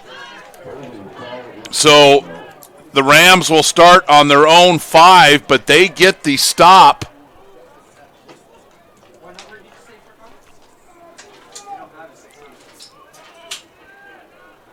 And they'll start on their own 5-yard line, but the Rams defense holds solid once again on 3rd down, and the Pirates are forced to punt. The Rams can give up yards, but they've been really good tonight, in particular on 3rd down. Hunt in motion. Might be a stretch run to the boundary, and it is. Rosario picks up 6 yards, and here the pads popping, but the running back gets a well-deserved 5 yards with this effort. It's the stretch run to the boundary. Rosario picks through traffic. Nice hit by Bellamy, but he didn't wrap. Rosario kept his feet moving and picked up 5 yards. Offset eye, pistol formation. And it's supposed to be the speed option. But there is 2 offensive linemen that are 4 yards downfield that time for Fresno City. This could have been very costly for the Rams. It's some type of RPO. That was more like a run panic option. 3rd and 5. Can the Pirates win on 3rd down? There's a big play here. Johnson with the carry, and he picks up the 1st down. Second time he's done that on the quarterback run, and he moves the chains. And now the Rams are 5 of 12 on 3rd down. Coach Stivers felt coming into this game that Johnson would have more quarterback runs. He has. 2-back set, offset eye. The Rams look like they're going to trade their tight end. They do. And it's a play pass. And Johnson scrambles out. We've got a holding penalty on Fresno City. And this will be marched back. Good pressure that time by the Pirates. And it'll be a holding penalty and march back. Again, an example of the Pirates defense. They don't have a lot of sacks this year, but they've put their pressure on. They did this time, whistled for the flag for the penalty, and it'll be marched back, and it'll be inside the 10-yard line, spotted at the 8. And it'll be 1st down and 17.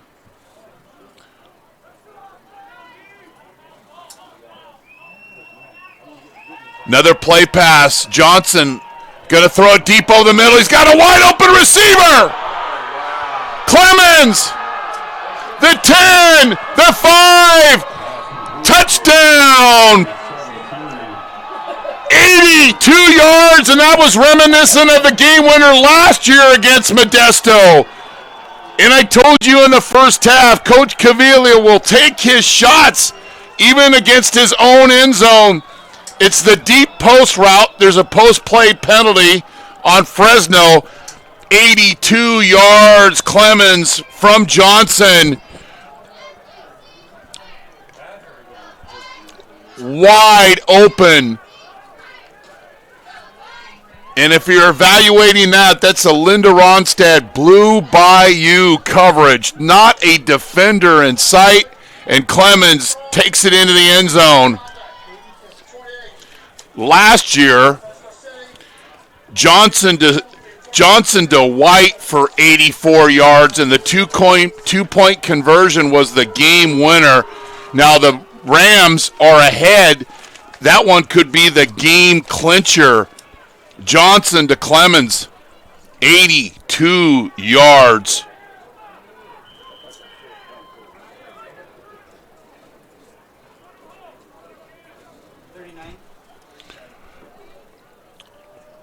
And the extra point is good.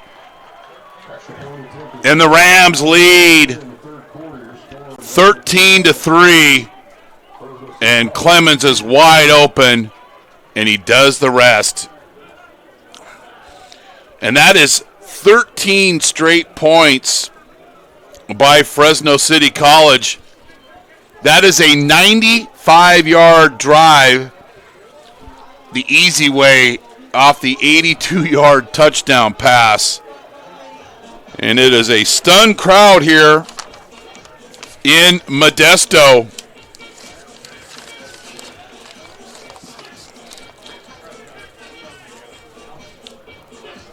And the Rams know how to play with the lead, because not only they have a deep passing game, but the intermediate passing game with the H-back and the tight end and screens to their wide receivers, you mix in with their running plays. So the Pirates are undefeated so far this year at home, but red alert here. So the unsportsmanlike conduct will move the ball back to the 20-yard line. It's a 15-yard penalty. And will the Pirates take advantage and get a kick return and put themselves in a scoring position? But we said tonight, one of the keys for Fresno City is to make, and it calls for the fair catch, nobody around them, which was very peculiar. So the drive will start at the 25-yard line.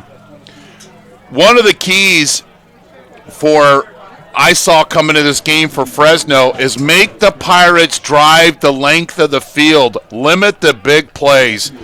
And that's exactly what Fresno City has done defensively. They've given up their share of first downs, but no big plays so far for the Pirates.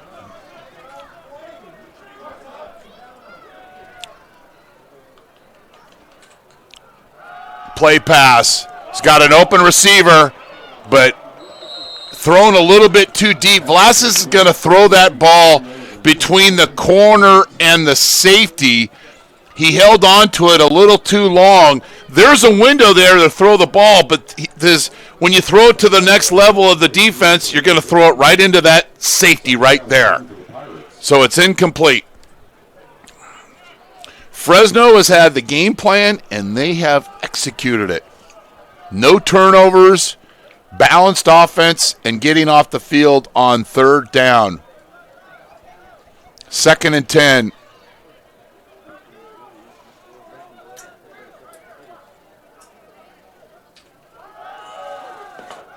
Velasquez over the middle. Olengandudu with the catch. Inside the 50, down to the 47.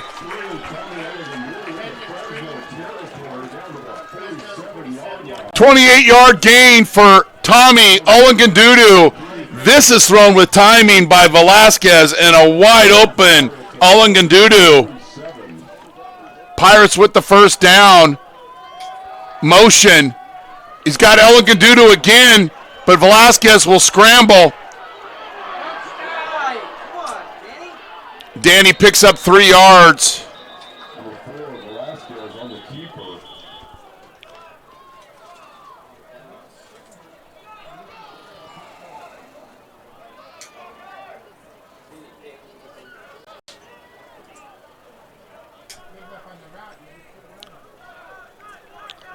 Velasquez doing his best, Fran Tarkenton, but still loses a yard at 2nd and 11.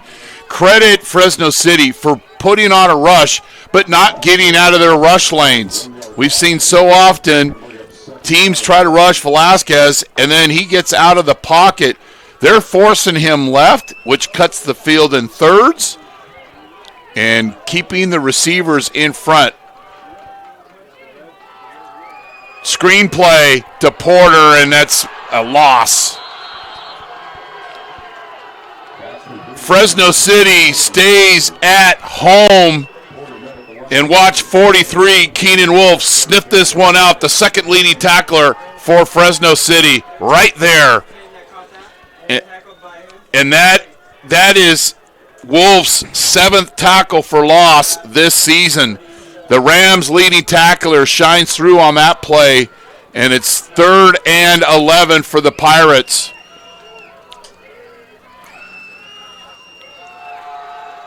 Velasquez breaks contain, and he throws it over the head of Brandon Gray, and he had a wide open Rory Hansen along the sidelines, but the Pirates' passing game, with a few exceptions, is not throwing. There is not a lot of timing.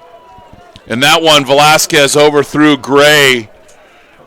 And the Pirates are getting frustrated offensively. But Fresno City, once again, gets off the field on 3rd down. Late arrival on Pirates Airlines. They finally have 11. Pirates have had the ball twice in the second half and haven't done much. Kick to the right by Cruz, and it'll go dead at the 14-yard line. You're watching Modesto Junior College football on NorCal Sports TV. In the summer of 2020. Be one of the first 75 to register for this NorCal Sports Summer Camp and get $100 off your tuition. This is to be held at the former location of the Dick Edwards Camp in Sonora, California at the Sierra Outdoor School. Week 1 Boys Camp, June 16th through 20th of 2020. Week 2 is the Girls Camp from July 7th to July 11th of 2020. It's a 5-day. 1st and 10 for the Rams, and then we've got, I think somebody, Chico State math can't count to 11, and they'll pick up the flag. I can say that because I went to Chico State, and nor did I take a math class there. But anyway, 1st and 10 for the Rams.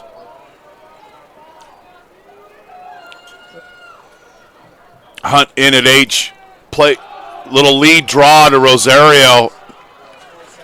And that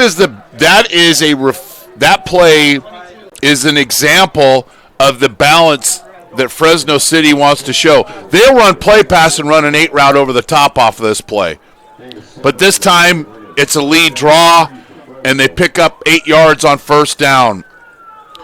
A lot of times you watch number 21 and the ball is going to follow right behind him. This time he's lined up as a wing and will go in motion towards the Fresno bench. Counter right behind Hunt.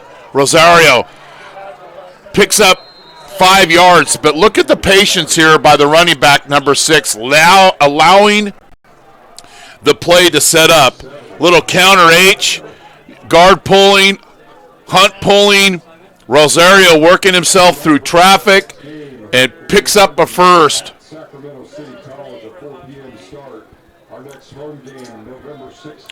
2-by-2 set for the Rams, and this is where they love the play action game.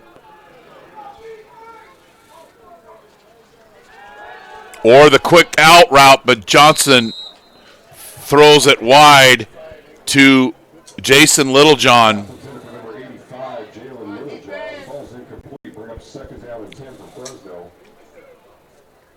Little quick out And not a real good cut off the break by Littlejohn. So it'll be 2nd and 10. The Rams aren't afraid to run it on 2nd and long.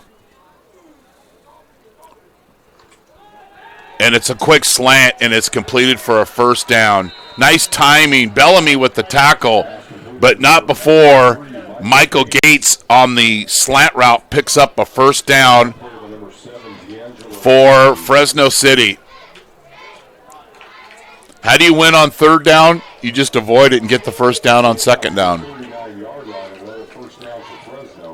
Then the Rams will substitute and bring in, man, Luis Rangel just jumped over a moth just flying at him. A moth, not a bee, not a hornet, a moth. Back to regular schedule programming. Offset eye, watch hunt to the flat here, or the fullback dive. Picks up 4. How do you keep your H-back / fullback blocking? You throw him a bone every once in a while, and here's a bone. Caviglia throws his H-back a bone, and he picks up 4, maybe 5. It'll be 2nd and 6. And this is where you just continue to keep the defense guessing. Could be a play pass, or they'll just put Hunt in motion and run the stretch to the wide side of the field. A little belly run to Rosario, and he picks up the first down and then some. Slips sliding away. The 30, the 20. Down to the 4-yard line. Rosario with a near 40-yard run. Does a good job of allowing his blockers to get downfield. And Rosario with the 40-yard run. And things are getting ugly here for the Pirates. A lot of guys pulling flags and nobody tackling. And this confident Rams team has got all of the momentum.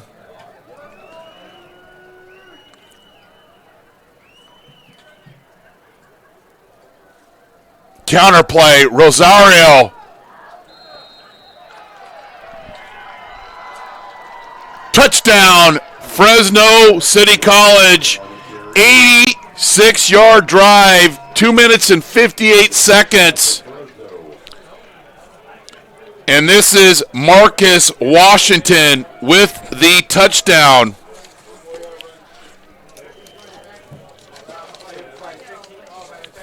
"20 straight points from Fresno City College.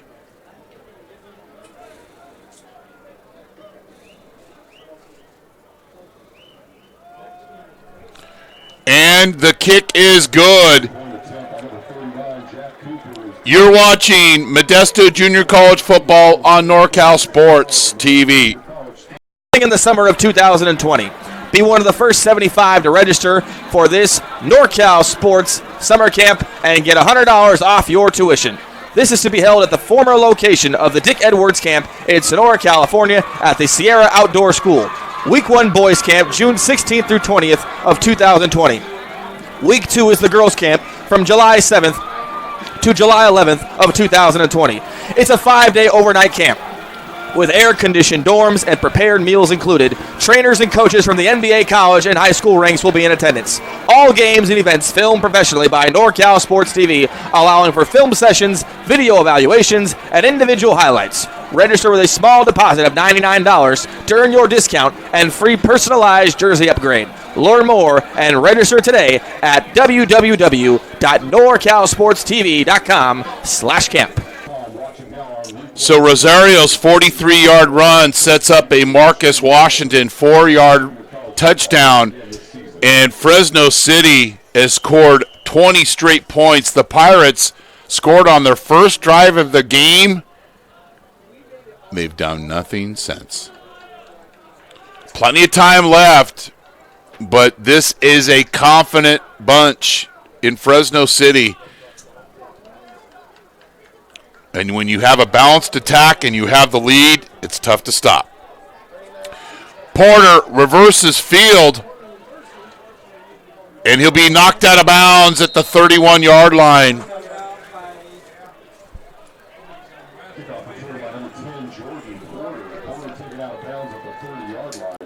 It'll be spotted eventually at the 31-yard line.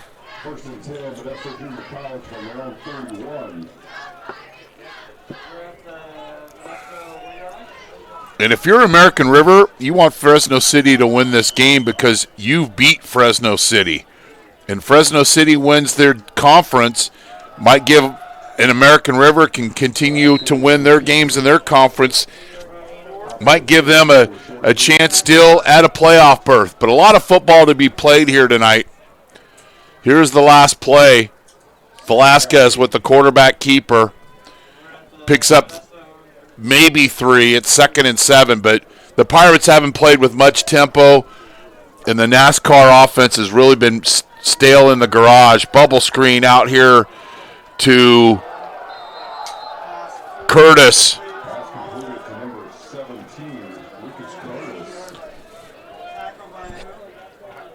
Aldapi out in space with the tackle here. Velasquez with the wobbler. And nice play by the Rams.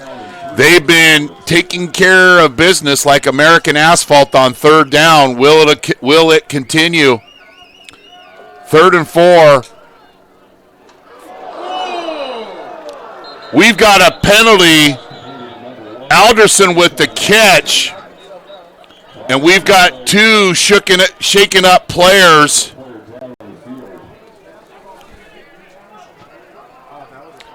Quick route out here to Olengandudu. And then we've got a defensive player down, and they're calling for the ambulance already.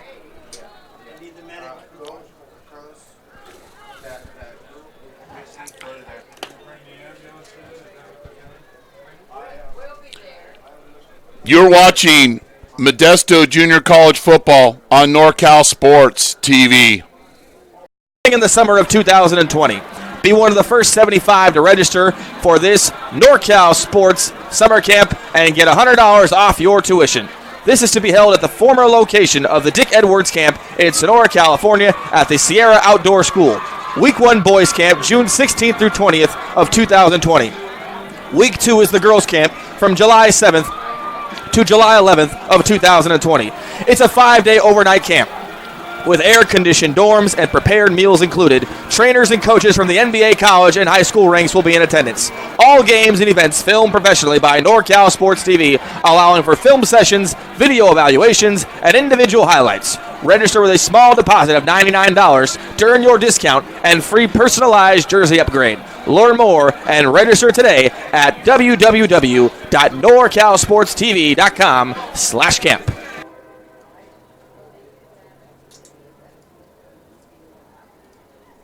Does your protein shake have the real symbol?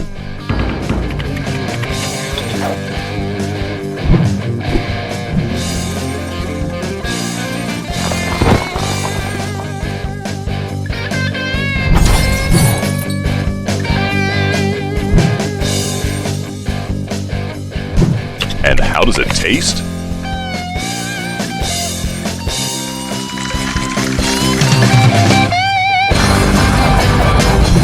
Isn't it about time we all got real?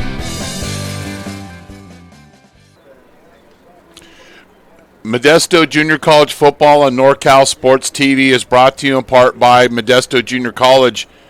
Go to mjc.edu for more information on the largest junior college athletic program in Northern California. McHenry Village in Modesto, quality, style, selection, a tradition of excellence since 1953. Big Island Movers, your go-to for prompt and professional moving services in Modesto and beyond. American Asphalt, taking care of business in Northern California for over 35 years. FitPro GO, the most delicious shake ever. Who will be our FitPro GO player of the game?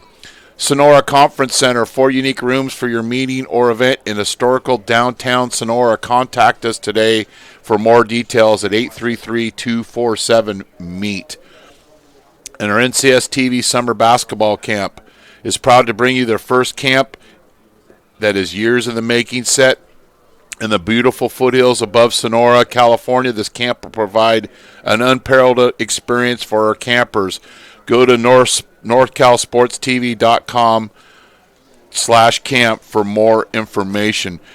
We don't know the player that's down for Fresno City, but he is being attended to, and we hope everything's okay. He came down to make a tackle and hit the knee of the runner. I believe it's Keandre McDowell that is the down Ram.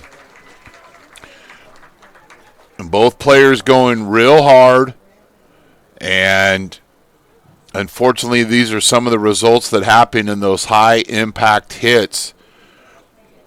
But immediately both medical staffs ran out on the field. The EMTs were here, and you let the professionals do their job. So Fresno City has scored 20 straight points against Modesto, and everybody's just waiting for positive news here. But the Rams have played a very physical, ball-controlling offense tonight and defense to have all the momentum going into this game. But the game will take second stage here, and hope McDowell is okay. And we don't want to have to speculate on anything. You're watching Modesto Junior College football on NorCal Sports TV. I'm Chris Babcock. And we can hear the ambulances in the background getting the sirens getting here. And it will get taken to a local hospital.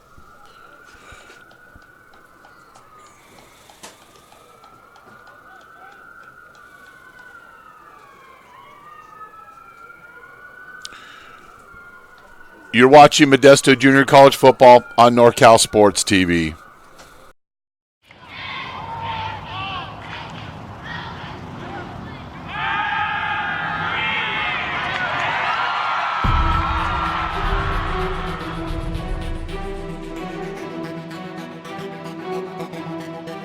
MJC has the largest athletic program in Northern California, with 21 sports being offered.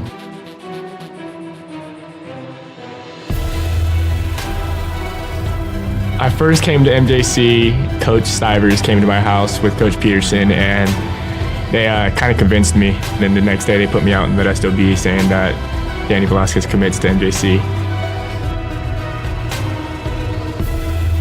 I've always wanted to be a swimmer, and I thought that swimming at a JC first, I'd dip my feet in the pool and see if I'd get recruited or not. It's very competitive, and you get very close with your teammates.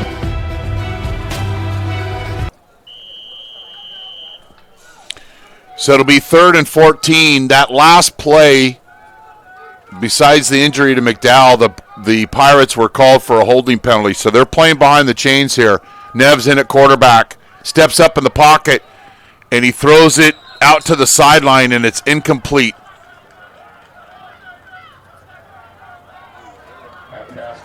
Actually, they call it incomplete. Not that I'm pounding my chest that I was right, but I was right.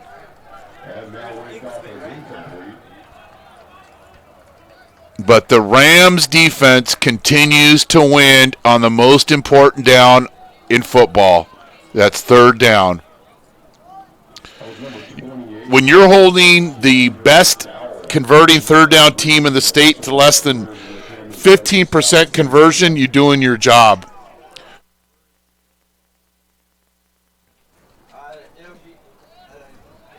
Short kick. And it's a fumble. This could be a break for the Pirates, but I think Fresno recovers it. And is it their night or what? They fumble the punt, and then they pick up 8 yards. Gates muffed the punt, but the Rams recovered the loose ball. Should have just let this one go. But it's literally a holy roller, and the Rams recover, and they're in great field position with 2:28 left in the third quarter. I'm Chris Babcock. Thanks for joining us here on NorCal Sports TV. Sudden change. This is where Coach Caviglia likes to take a shot, maybe a little play-action pass. Washington in at backfield. Fly sweep. A lot of dancing, not much gained, but horizontally does stretch the field. Chris Brown with the carry.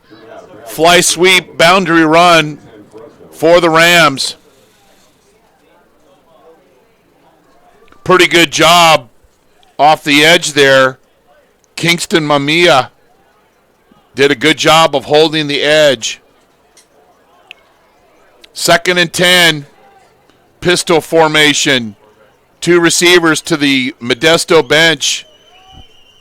Then Washington will offset, and he gets the handoff and picks up a decent gain on 2nd and down. It's 3rd and very manageable, which I would assume at this point is 4-down territory.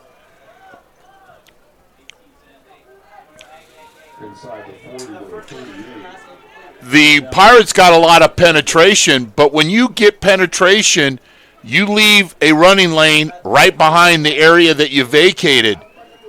So you're mistaking activity for achievement, and it's a nice run.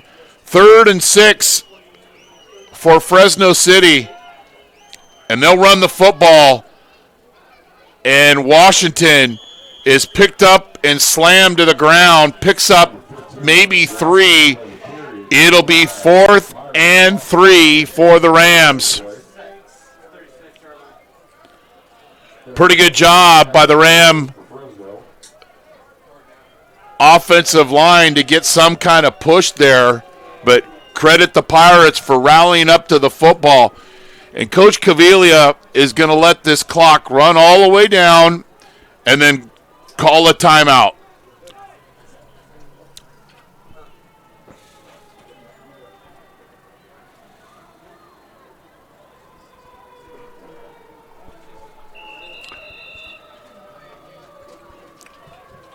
Or takes the delay of game and they'll send in the punt team.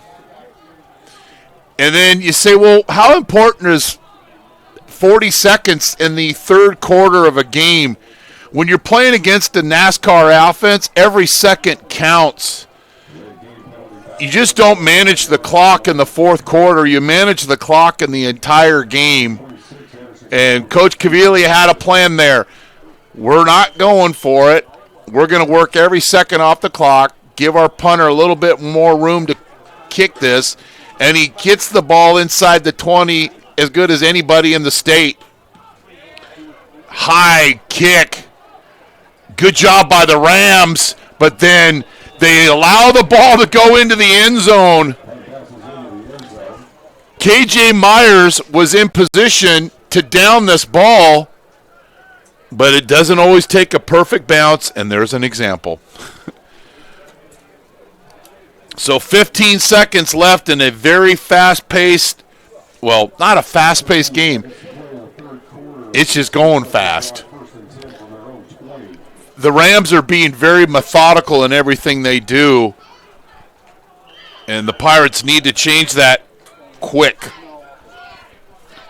20-3.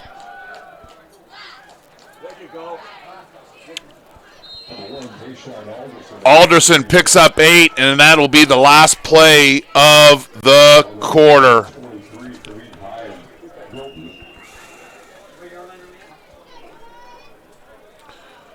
So at the end of 3, Modesto Junior College trails Fresno 20-3. Big Island Movers, your go-to for prompt and professional moving services in Modesto. The driving force behind our business is passion for what we do. The Big Island Movers are big on experience, big on value, huge on service. Your go-to for professional prompt moving services and a loyal supporter of Modesto JC football.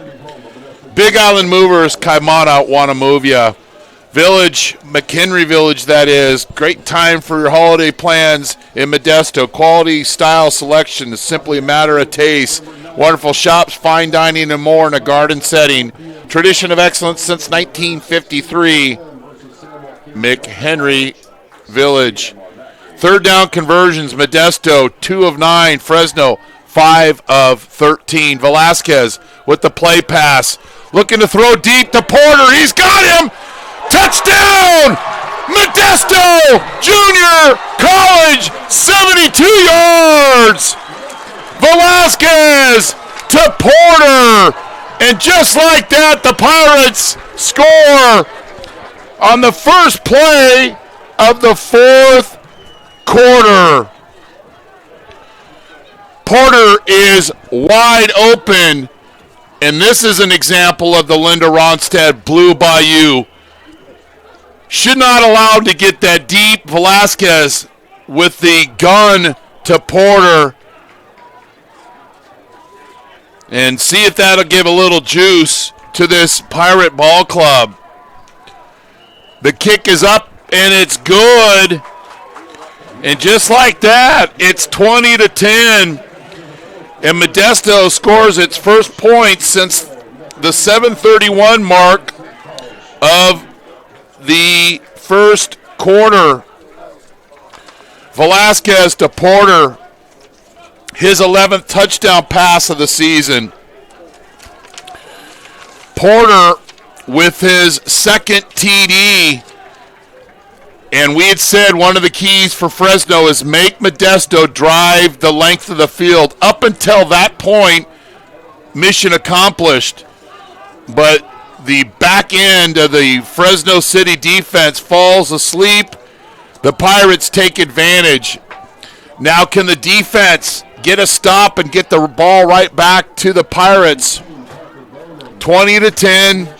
I'm Chris Babcock. Thanks for joining us here on the streaming home of Modesto Junior College football, NorCal Sports TV. Short kick called for the fair catch.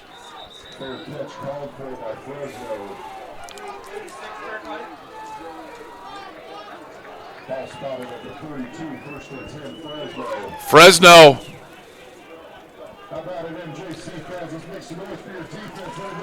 Can the Pirates defense step up here? Plenty of time left. 2-score game. I would imagine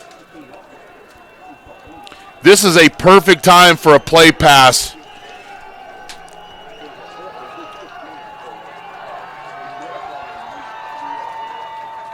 And it's a run to Rosario. And Poulet with the tackle. 4-yard gain. 2nd and 6.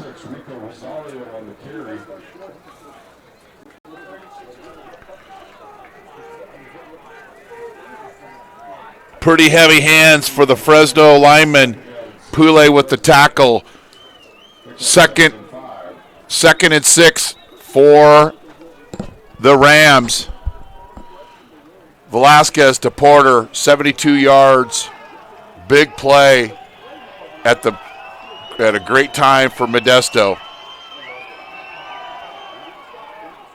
Rosario picks up 1. It'll be 3rd and 4. Fresno is 5 of 13 on 3rd down. Hunt and Boston will come out, and the Fresno Rams will break formation.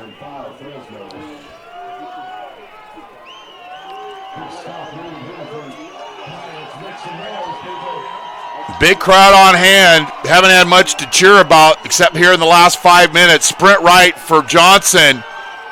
And incomplete. Knocked down by Lamar Johnson out of Tracy High School. Watch 27 with the perfect knockdown right here, and does a great job of defending the receiver, Brown, and the Pirates get the stop. Grover back deep. On to punt is Rio Frio. And this is a lot of energy and passion and juice running through the Pirates right now. Grover with the catch on the 20, returns it to the 27-yard line, where the Pirates will take over with 13:24. Grover with the catch, heads straight up the field, picks up 8. Alderson at running back. Curtis at one of the receivers. Porter and Gray. Hanson in at the H-back. Hand it to Curtis on the fly sweep. He's got room to run. Picks up 13, but then fumbles the ball.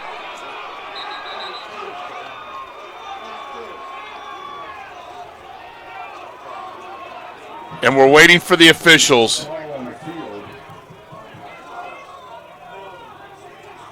Man, they're taking a long time to make this decision. It's either a fumble or it's not. And we're not going to show the replay because we're waiting for the officials to decide what the call is.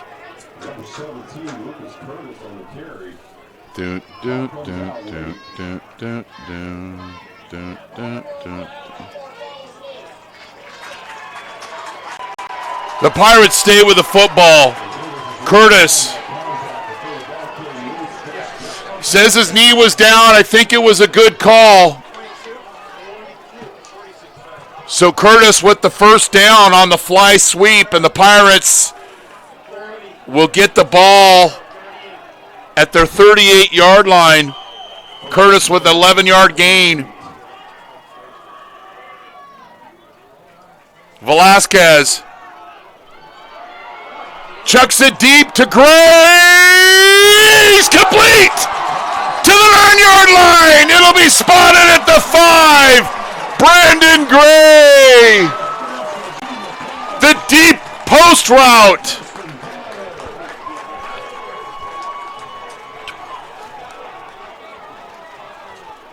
This ball will be spotted at the 12-yard line. 50-yard gain for Gray. Velasquez ate his Wheaties with the 2 deep post routes, and a breakdown once again in coverage from Fresno City College.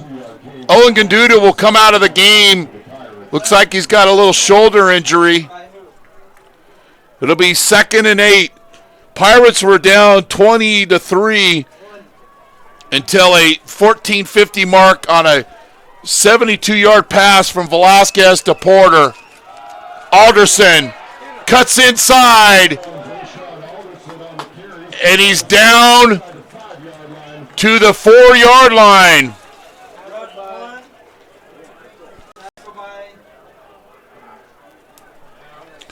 Hand off to Alderson, big hole up the middle. And you can see Fresno City is continuing to go and be aggressive, tackling the football. It's 3rd and 4.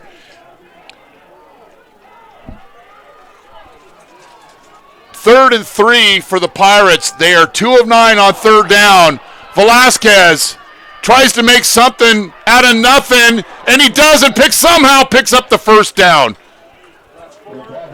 Never, ever did Velasquez panic, and this play looked doomed from the outset. Snap to his left. The veteran picks up the football and keeps driving up the field, and it is going to be a measurement. I think he's picked up enough for the first down. I don't have the best angle here, But this play looked doomed from the outset. We've got an injured Ram down on the field. He's helped back up. And that is Cam Laminuzzi, the leading tackler for the Rams, a sophomore, and his business card at the bottom says tackling machine. He had 14 tackles last year against Modesto JC. So we're on for the measurement. Hopefully get a good shot of this. There's been more measurements in this game and the game we did last night than I've seen all year long. But everybody's in our way. I believe it's going to be just short, a chain link or 3. But when you're out of the shotgun, 4th and inches isn't so easy to pick up. However, we've seen in the past Modesto fake the run and throw a pass off this.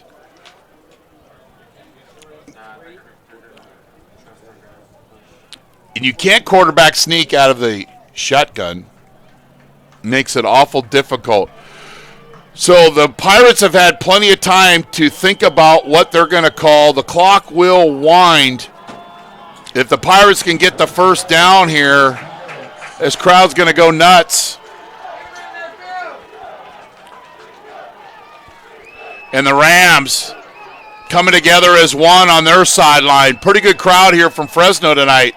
Run to Bass, touchdown, Modesto Junior College, Peyton Bass with a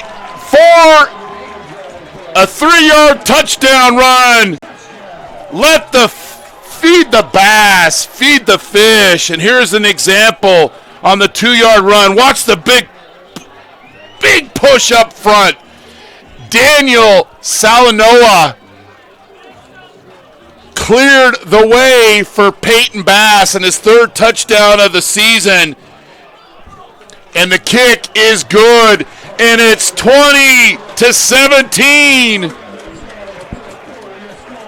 You're watching Modesto Junior College football on NorCal Sports TV. Does your protein shake have the real symbol?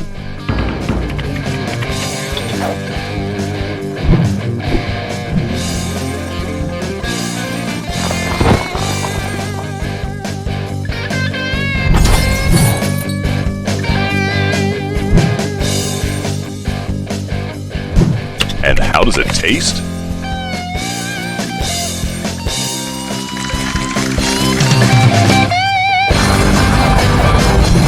Isn't it about time we all got real?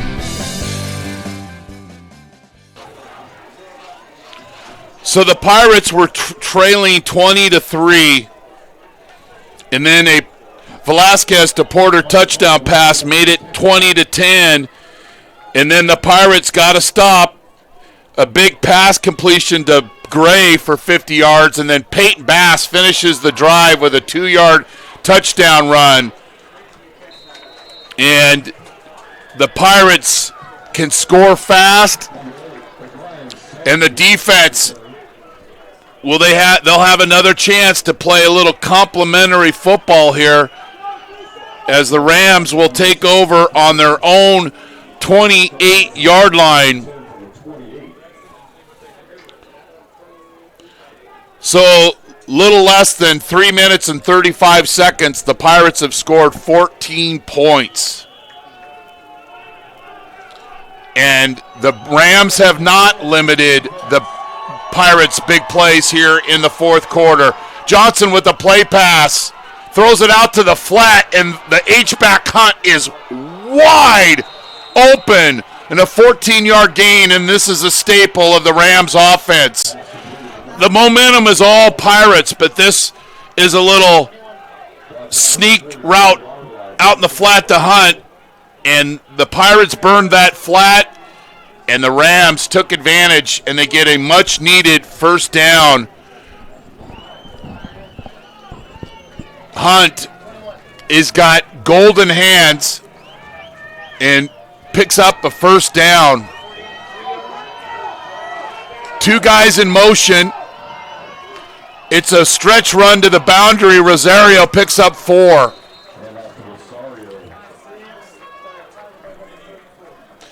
Marquand Wigginton with the tackle.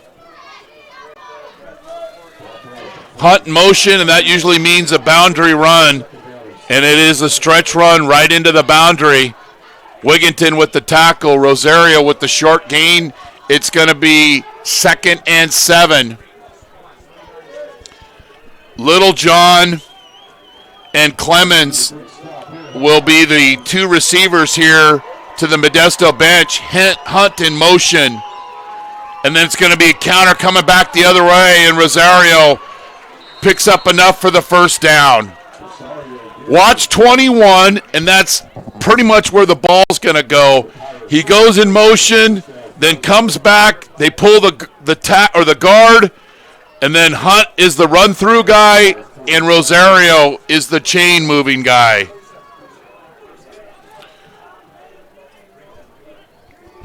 And Fresno is not going to go in their delayed offense, but they are going to be methodical in what they do. Unbalanced set for the Rams. The tight end is ineligible here. Run to Rosario, and he sets up his blocker so well. You watch the replay of this. Rosario runs with a lot of patience. Coming inside, cuts back. And when you are the weak side player, defensive end, and you lose that battle there, the cutback is an available option. 7-yard gain, 2nd and a short 3. The Rams looking to answer after 14 straight points scored by the Pirates. Hunt comes in motion. Rosario follows. Rinse and repeat. First down, Fresno City College. So this is right where they've got you thinking run. Then this is where Cavilla will hit you with the play pass. Here comes Hunt. It's that same counter H play. You pull the guard.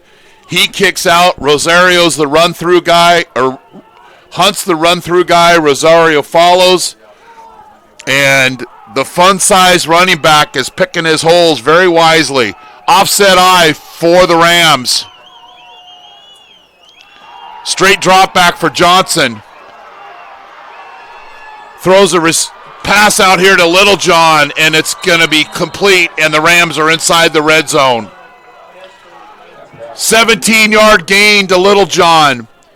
I like how Johnson, when he rolls to his right, he continues to attack the sideline. He's going. He doesn't set up. Little John does a good job of coming back to the football, and the Rams are inside the red zone.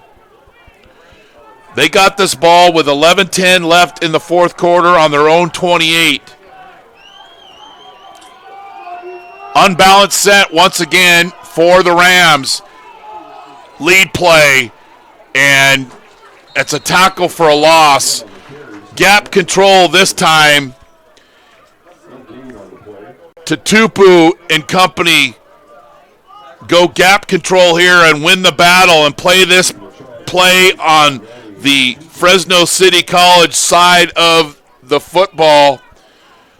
Mayava there as well. It's 2nd and 11.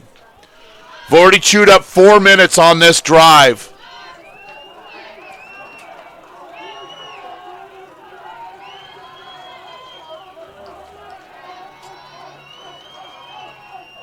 Stretch run to the Fresno bench, and Rosario picks up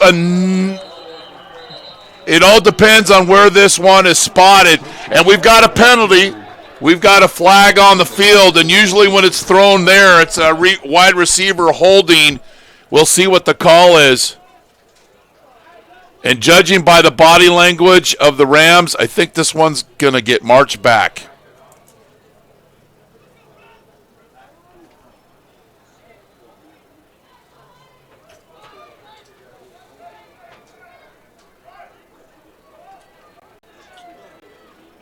So it's a boundary run. And there was a takedown right there.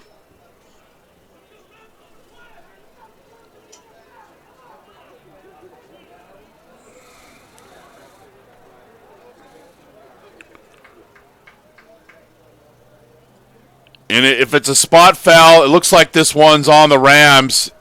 Jerry Robinson with the call, and it will be marched back. So it'll be 2nd and 17 instead of a first down run.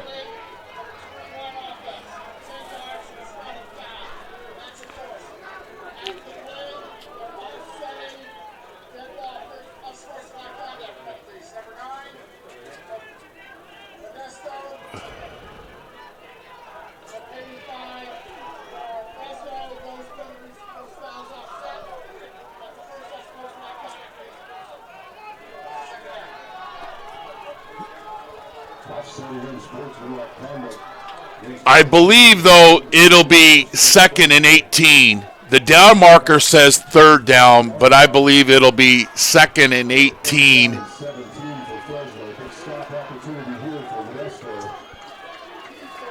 The box hasn't switched. It now has switched, so it is 2nd and 18. There was a holding call on Fresno, and then we had the unsportsmanlike conduct, one on the Pirates, one on Fresno. So those offset. So it'll be 2nd and 17.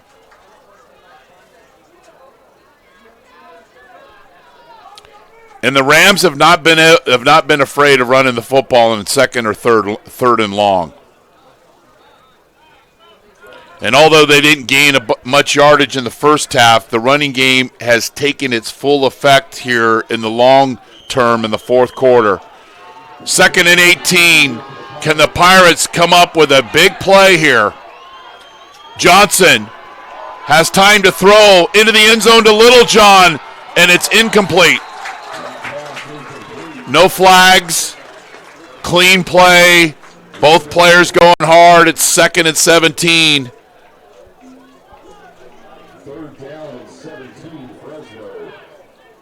So on the 2nd down and long, the Pirates hold, and it'll be now 3rd and 17, and then the Pirates will look like they're going to go to their dime defense. Can Marquise Higgins or one of their linebackers come up with the play and knock the Rams off this drive? Washington offset to Johnson's left. Late blitz, doesn't get home, and Johnson scrambles. He picks up 5, managing the game. The clock will continue to run, but it'll be 4th and 12. And the Rams will come on for the field goal. They got this ball with 11 minutes and 10 seconds left in the fourth quarter. They're going to work 5+ minutes off on this drive that started on their own 28. And then if they can put up points, it's a big win because it forces the Pirates to score a touchdown to take the lead. 38-yard field goal is up, and it's no good. And the Pirates defense holds. So the good thing for Fresno is they work time off the clock. The bad thing is they missed the field goal attempt, and the Pirates will take over on their own 20-yard line. Their last 2 drives have ended up being touchdowns. They scored their first points of the game in the first quarter, been held scoreless until the fourth quarter. Velasquez with a quarterback run, and he continues to run backwards, and it's a 7-yard loss. There's got to be a point in the play where you just realize it's not going to be a party every play. You got to manage the game a little bit better, And now it'll be 2nd and 16, and Fresno City will try to get substitutes in. They do. They get into their dime defense. They've got 2 safeties that are 15 yards off the football. They want to keep things in front. Velasquez, the pocket crumbles, and he'll run for it. And there's the Dan Velasquez we're used to seeing, plays the ball in front of the chains, and it'll be a very manageable 3rd and 4. Here's the immediate decision that Coach Stivers is looking for.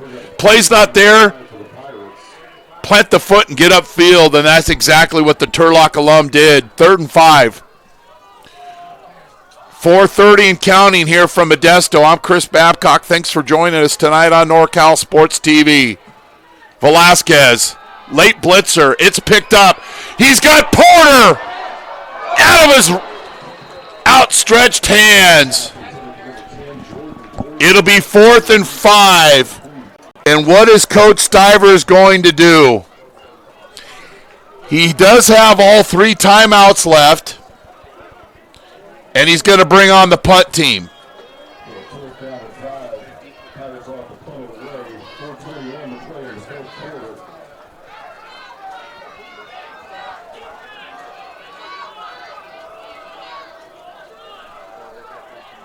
Cruz on to punt. Back deep is Michael Gates. The Rams are going to get great field position no matter what happens. Fair caught at the 40-yard line. And a term that football is used in football is what is called the 4-minute offense. And when you have the lead and you go into 4-minute offense mode, you get the yards you deserve. You don't fight for extra yards. You stay in bounds, and you want to move the chains. And the goal is to run out the clock and keep the ball in your hand. Easier said and done, but the Rams will line up in their unbalanced set, meaning their tight end is covered by a wide receiver. He's not eligible. Usually means a boundary run, and that's exactly what it is. And Rosario is tackled for a loss. Now, is Coach Stivers going to use his timeouts? He's going to wait. So now it'll be Rams playing behind the chains, 2nd and 14.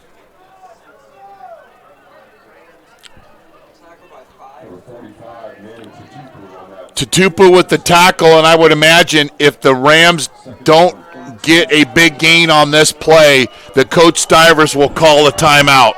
Play clock down to 5. Hunt in motion usually means they're going to run right behind him or run that counter H. They run the counter H, and the Pirates are all over it.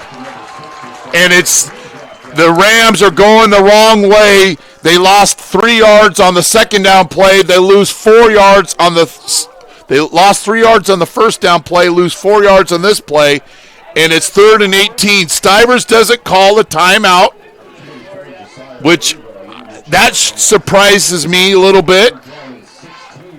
If they don't get this 1st down play, I'll bet a steak dinner that Coach Stivers calls a timeout. 3rd and long. Single safety. The Pirates are offside, so it's going to be a free play for Johnson. And he just throws it out of bounds. But it'll be the Pirates not playing with discipline on that play. Johnson will draw the offsides. Instead of 3rd and 18, it'll be 3rd and 13.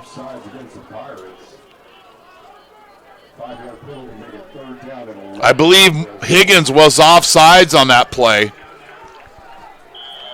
So 3rd and 11.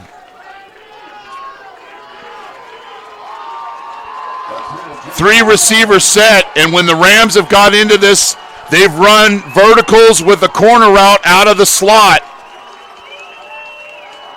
That's the same thing they do on this play. Intercepted, but out of the hands of Gonzalez. Gonzalez made plans for the party before he got the invitation.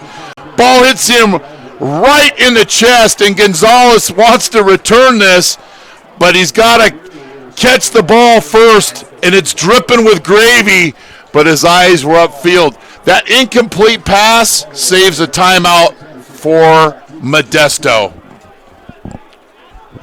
So they've got all 3 timeouts. The Rams do work some time off the clock. They had the ball with 4:19. It's now at 2:39. Short kick, and it goes out of bounds, and the Pirates will uncharacteristically bad punt for Rio Frio, and the Pirates are in business at their own 35-yard line with 2 minutes and 33 seconds left in the fourth quarter. A field goal takes it at overtime. A touchdown puts the Pirates in a chance to win the game. Both teams have all 3 timeouts left. Velasquez, he'll run, and he picks up 8. Give him 8 yards on this play. Look at the effort by number 4 here. The Red Sea parts. Velasquez senses it and immediately gets up the field. Great hustle that time, though, by Navrik Jackson. Velasquez, pump and go to Porter. There's a flag on the play, but I don't know who they're going to call this on, because Porter looked like Porter pushed off. But you'll just never know. I mean, Porter senses this might be intercepted, so he's going to go up hungrily for the football. I don't know. Will it get picked up? They call pass interference on the Pirates. So PI on Porter. Now, I can't be critical of that, because if he doesn't go up like that, I think that ball might be intercepted. So Porter called for the offensive pass interference. It'll be a 10-yard loss. So instead of 2nd and 2, it'll be 2nd and 17 off the pass interference. But credit Porter for going up like a defensive back and fighting off that football, because that looked like a sure interception. 2:02 left here from Modesto College Stadium. I'm Chris Babcock, and it's been quite a football game after a very, very, very quiet first half.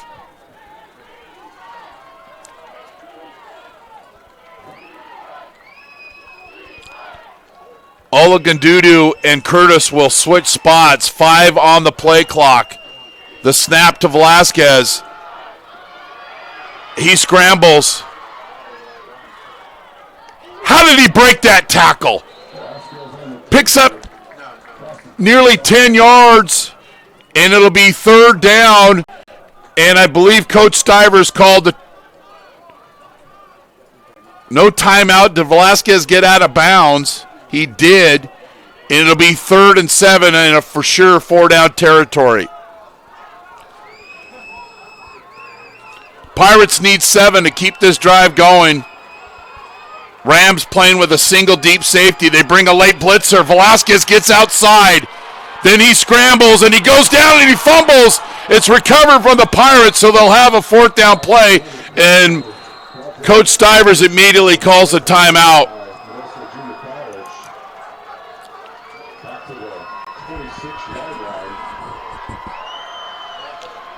Late blitzer, delayed blitz that time by Scheidt. And then he funnels Velasquez back to Rodney Woods. And Velasquez was dislodged to the football. It'll be 4th and 20, and Coach Stivers calls a timeout. So the Rams will more than likely send 3, maybe delay a guy.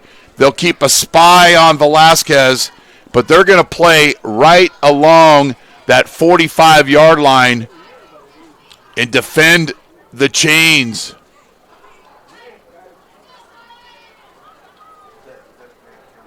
It was the Pirates scored on their first possession of the game, and then 20 unanswered points by Fresno City, but then 14 straight by the Pirates.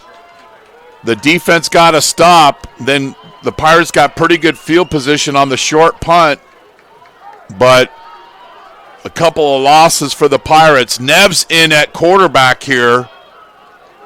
You got Porter and Curtis to one side, Gray and Olagundudu to the other. And there's 3 defensive backs playing right along the chains. And they'll heave it downfield, and it'll be intercepted by Xavier Alexander. And he returns it down to the 22-yard line. But then he fumbles the return. And Modesto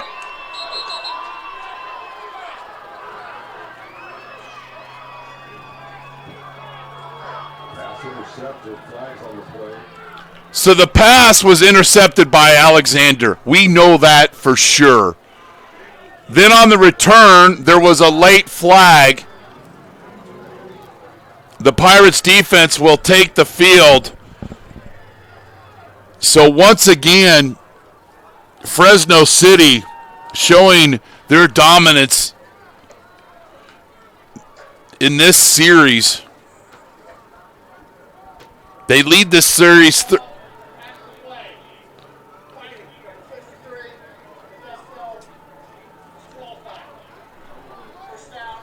So Daniel Salanoa, number 53, I believe, is called for fighting, and then he'll be ejected. So I don't know if that'll affect him next week against Sac City. It will. So the ball will be spotted at the 11-yard line. Now the Pirates have 2 timeouts.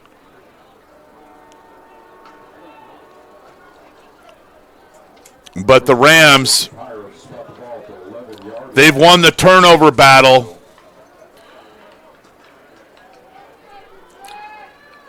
In the games that they have won, they are now a +7 turnover ratio. Boundary run to Rosario, and he'll get into the end zone. 12-yard touchdown run by Rosario.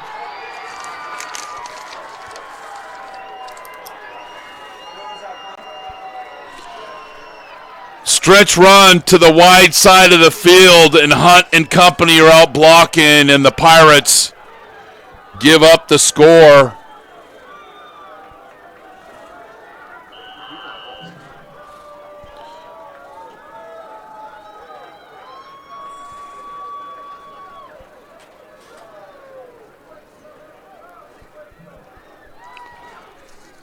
And they're on for the extra point. Bad snap, and Cooper jumps on it. And it's 26-17.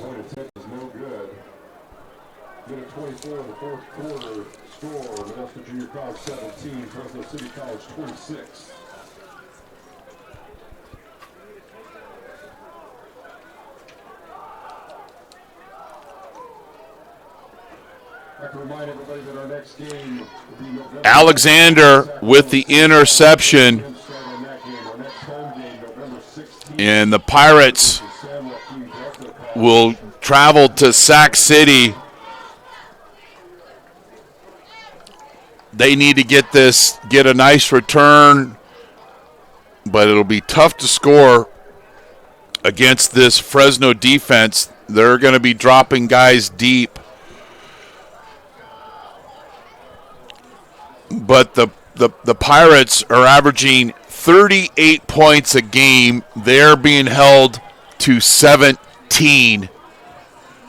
So although that's more than the average of Fresno City, when you're holding down one of the leading scoring teams in the state, you've done your job. Yeah, they've given up 2 big plays. Sometimes that's going to happen. But when the Rams needed to make a play defensively in that last drive of Modesto, they did.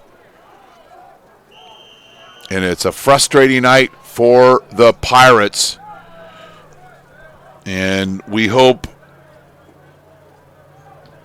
Keandre McDowell is okay. He was hurt earlier in the game. Green with the return. And he brings it up to the 44-yard line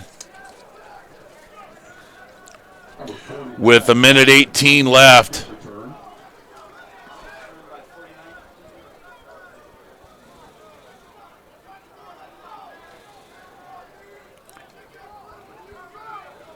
Green taking it out to the 43-yard line. First down and 10, Pirates.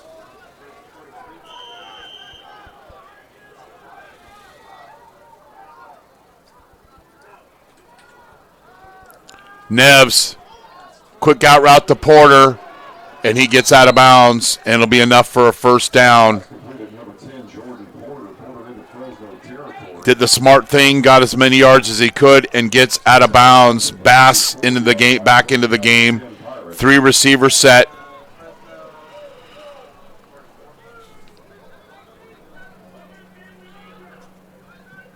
Next week, Fresno hosts Sequoia. Neves, shallow cross to Porter. He's got blockers in front. The clock will temporarily stop. The Pirates will get right back up onto the football. Anderson Grover checks in for Porter.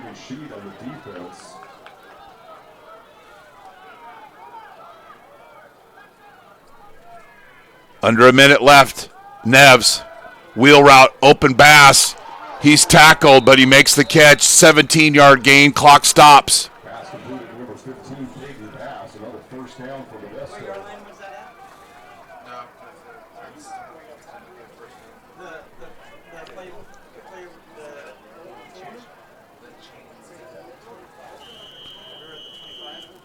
And I believe Coach Cavilia calls a timeout to talk about this one.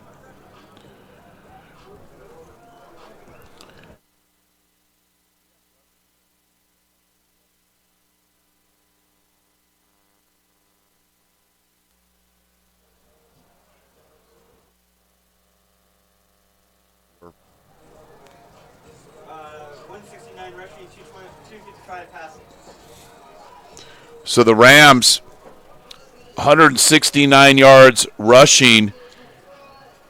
That means they had 131 rushing in the second half. They only had 38 yards in the first half. So you look back, in the one drive, they didn't score. They were stopped on 4th down, but they worked more than 7 minutes off the clock.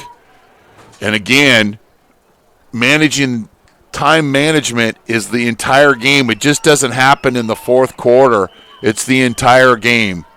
So it'll be 1st and 10 from the Pirates' 12-yard line. Out route. Touchdown, Modesto. Curtis. Neves to Curtis. That didn't take long. Took 28 seconds to score. Neves to Curtis. 12-yard touchdown.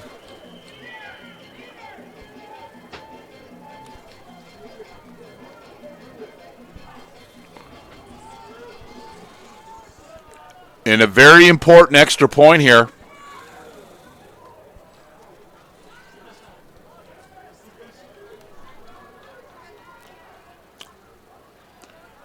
And the kick is good. So it's 26-24. Pirates have 2 timeouts.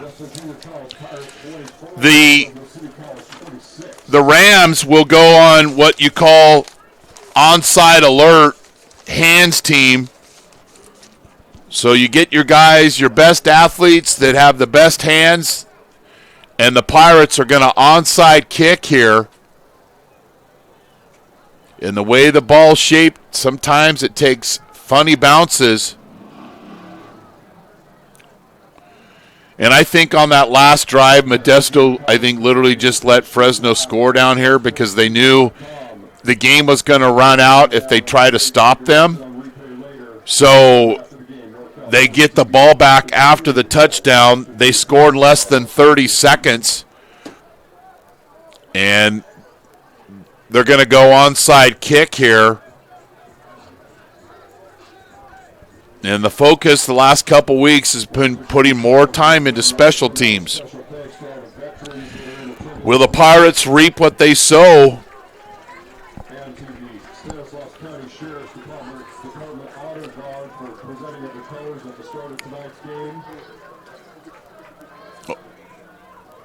Bonin will tee it up.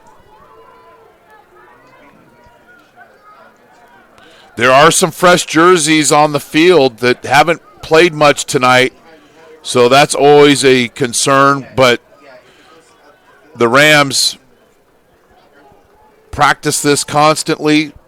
So do the Pirates. Late game situations. Onside kick, and it's recovered by Littlejohn. I don't know what the purpose is of him trying to return that. Just catch it and take a knee. And there's 46 seconds left. The Pirates do have 2 timeouts, but not enough time to get the ball back unless something Joe Pisarcik, New York Giants-like happens. And I highly doubt that will. But it's been a exciting fourth quarter here, but this Rams offense and defense has done their job. They're going to go in victory formation, and Coach Stivers will call a quick timeout. Looks like he's not going to use his timeouts, and the Rams are going to get the victory.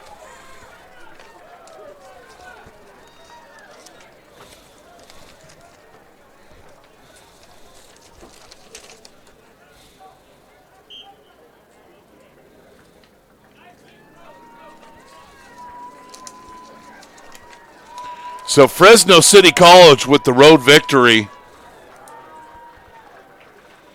Their strong third quarter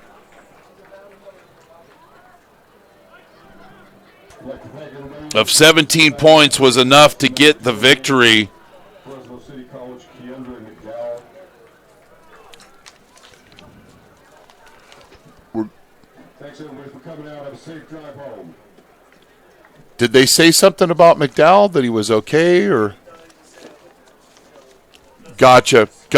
We don't have any further reports on McDowell. We know that he did have movement in his hands and his arms when he was being taken off the field, so hopefully he is okay. But the Rams come to Modesto and get the road win over the Pirates. You're watching Modesto Junior College football on NorCal Sports TV. In the summer of 2020, be one of the first 75 to register for this NorCal Sports Summer Camp and get $100 off your tuition. This is to be held at the former location of the Dick Edwards Camp in Sonora, California at the Sierra Outdoor School. Week 1 Boys Camp, June 16th through 20th of 2020. Week 2 is the Girls Camp from July 7th to July 11th of 2020. It's a 5-day overnight camp with air-conditioned dorms and prepared meals included. Trainers and coaches from the NBA, college, and high school ranks will be in attendance. All games and events filmed professionally by NorCal Sports TV, allowing for film sessions, video evaluations, and individual highlights. Register with a small deposit of $99 to earn your discount and free personalized jersey upgrade. Learn more and register today at www.norcalsportstv.com/camp. Want to thank our partners, Modesto Junior College. Go to mjc.edu for more information on the largest junior college athletic program in Northern California. McHenry Village in Modesto, quality, style, selection, a tradition of excellence since 1953. Our friends at Big Island Movers, your go-to for prompt and professional moving services in Modesto and beyond. American Asphalt, taking care of business in Northern California for 35 years. FitPro GO, who will be our FitPro GO player of the game? Stay tuned for that. Sonora Conference Center, 4 unique rooms for your meeting or event in historical downtown Sonora. Contact us today at 833-247-MEET. And the NCS TV Summer Basketball Camp. We're proud to bring you this camp that's been years in the making, set in the beautiful foothills above Sonora. This camp will provide an unparalleled experience for our campers. Go to norcalsportstv.com/camp for more information. But the Pirates have their first loss at home to Fresno City College. Next week, the Pirates will travel up to the state capital to take on Sacramento City, who lost earlier today to Delta. You're watching Modesto Junior College football on NorCal Sports TV. Does your protein shake have the real symbol?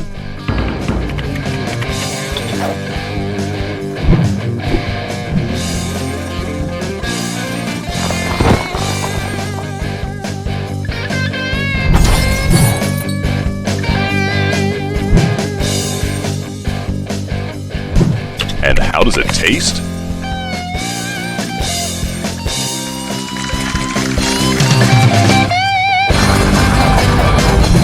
Isn't it about time we all got real? So our FitPro GO player of the game for we said his name a lot, number 23, Colin Hilton, he had 12 tackles tonight.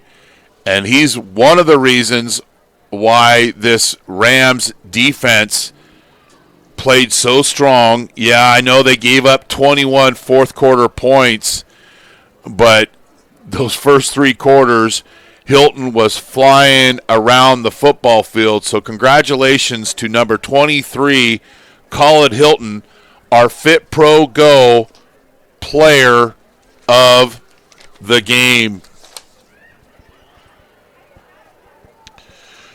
So we'll close it out here from Modesto Junior College Stadium, where Fresno City beat MJC 26-24, an inch closer to a state playoff berth and a potential Valley Conference championship. Our next Modesto JC football game on NorCal Sports TV will be Saturday, November 9th, as the Pirates travel to the state capitol to take on Sac City at 4 p.m. You've been watching NorCal Sports TV. Thanks to our crew, Carlos Montañez, Vincent Kelly, statistician Darren Souza, our director Luis Rangel. I'm Chris Babcock here in Modesto. Good night, and thanks for being on the show.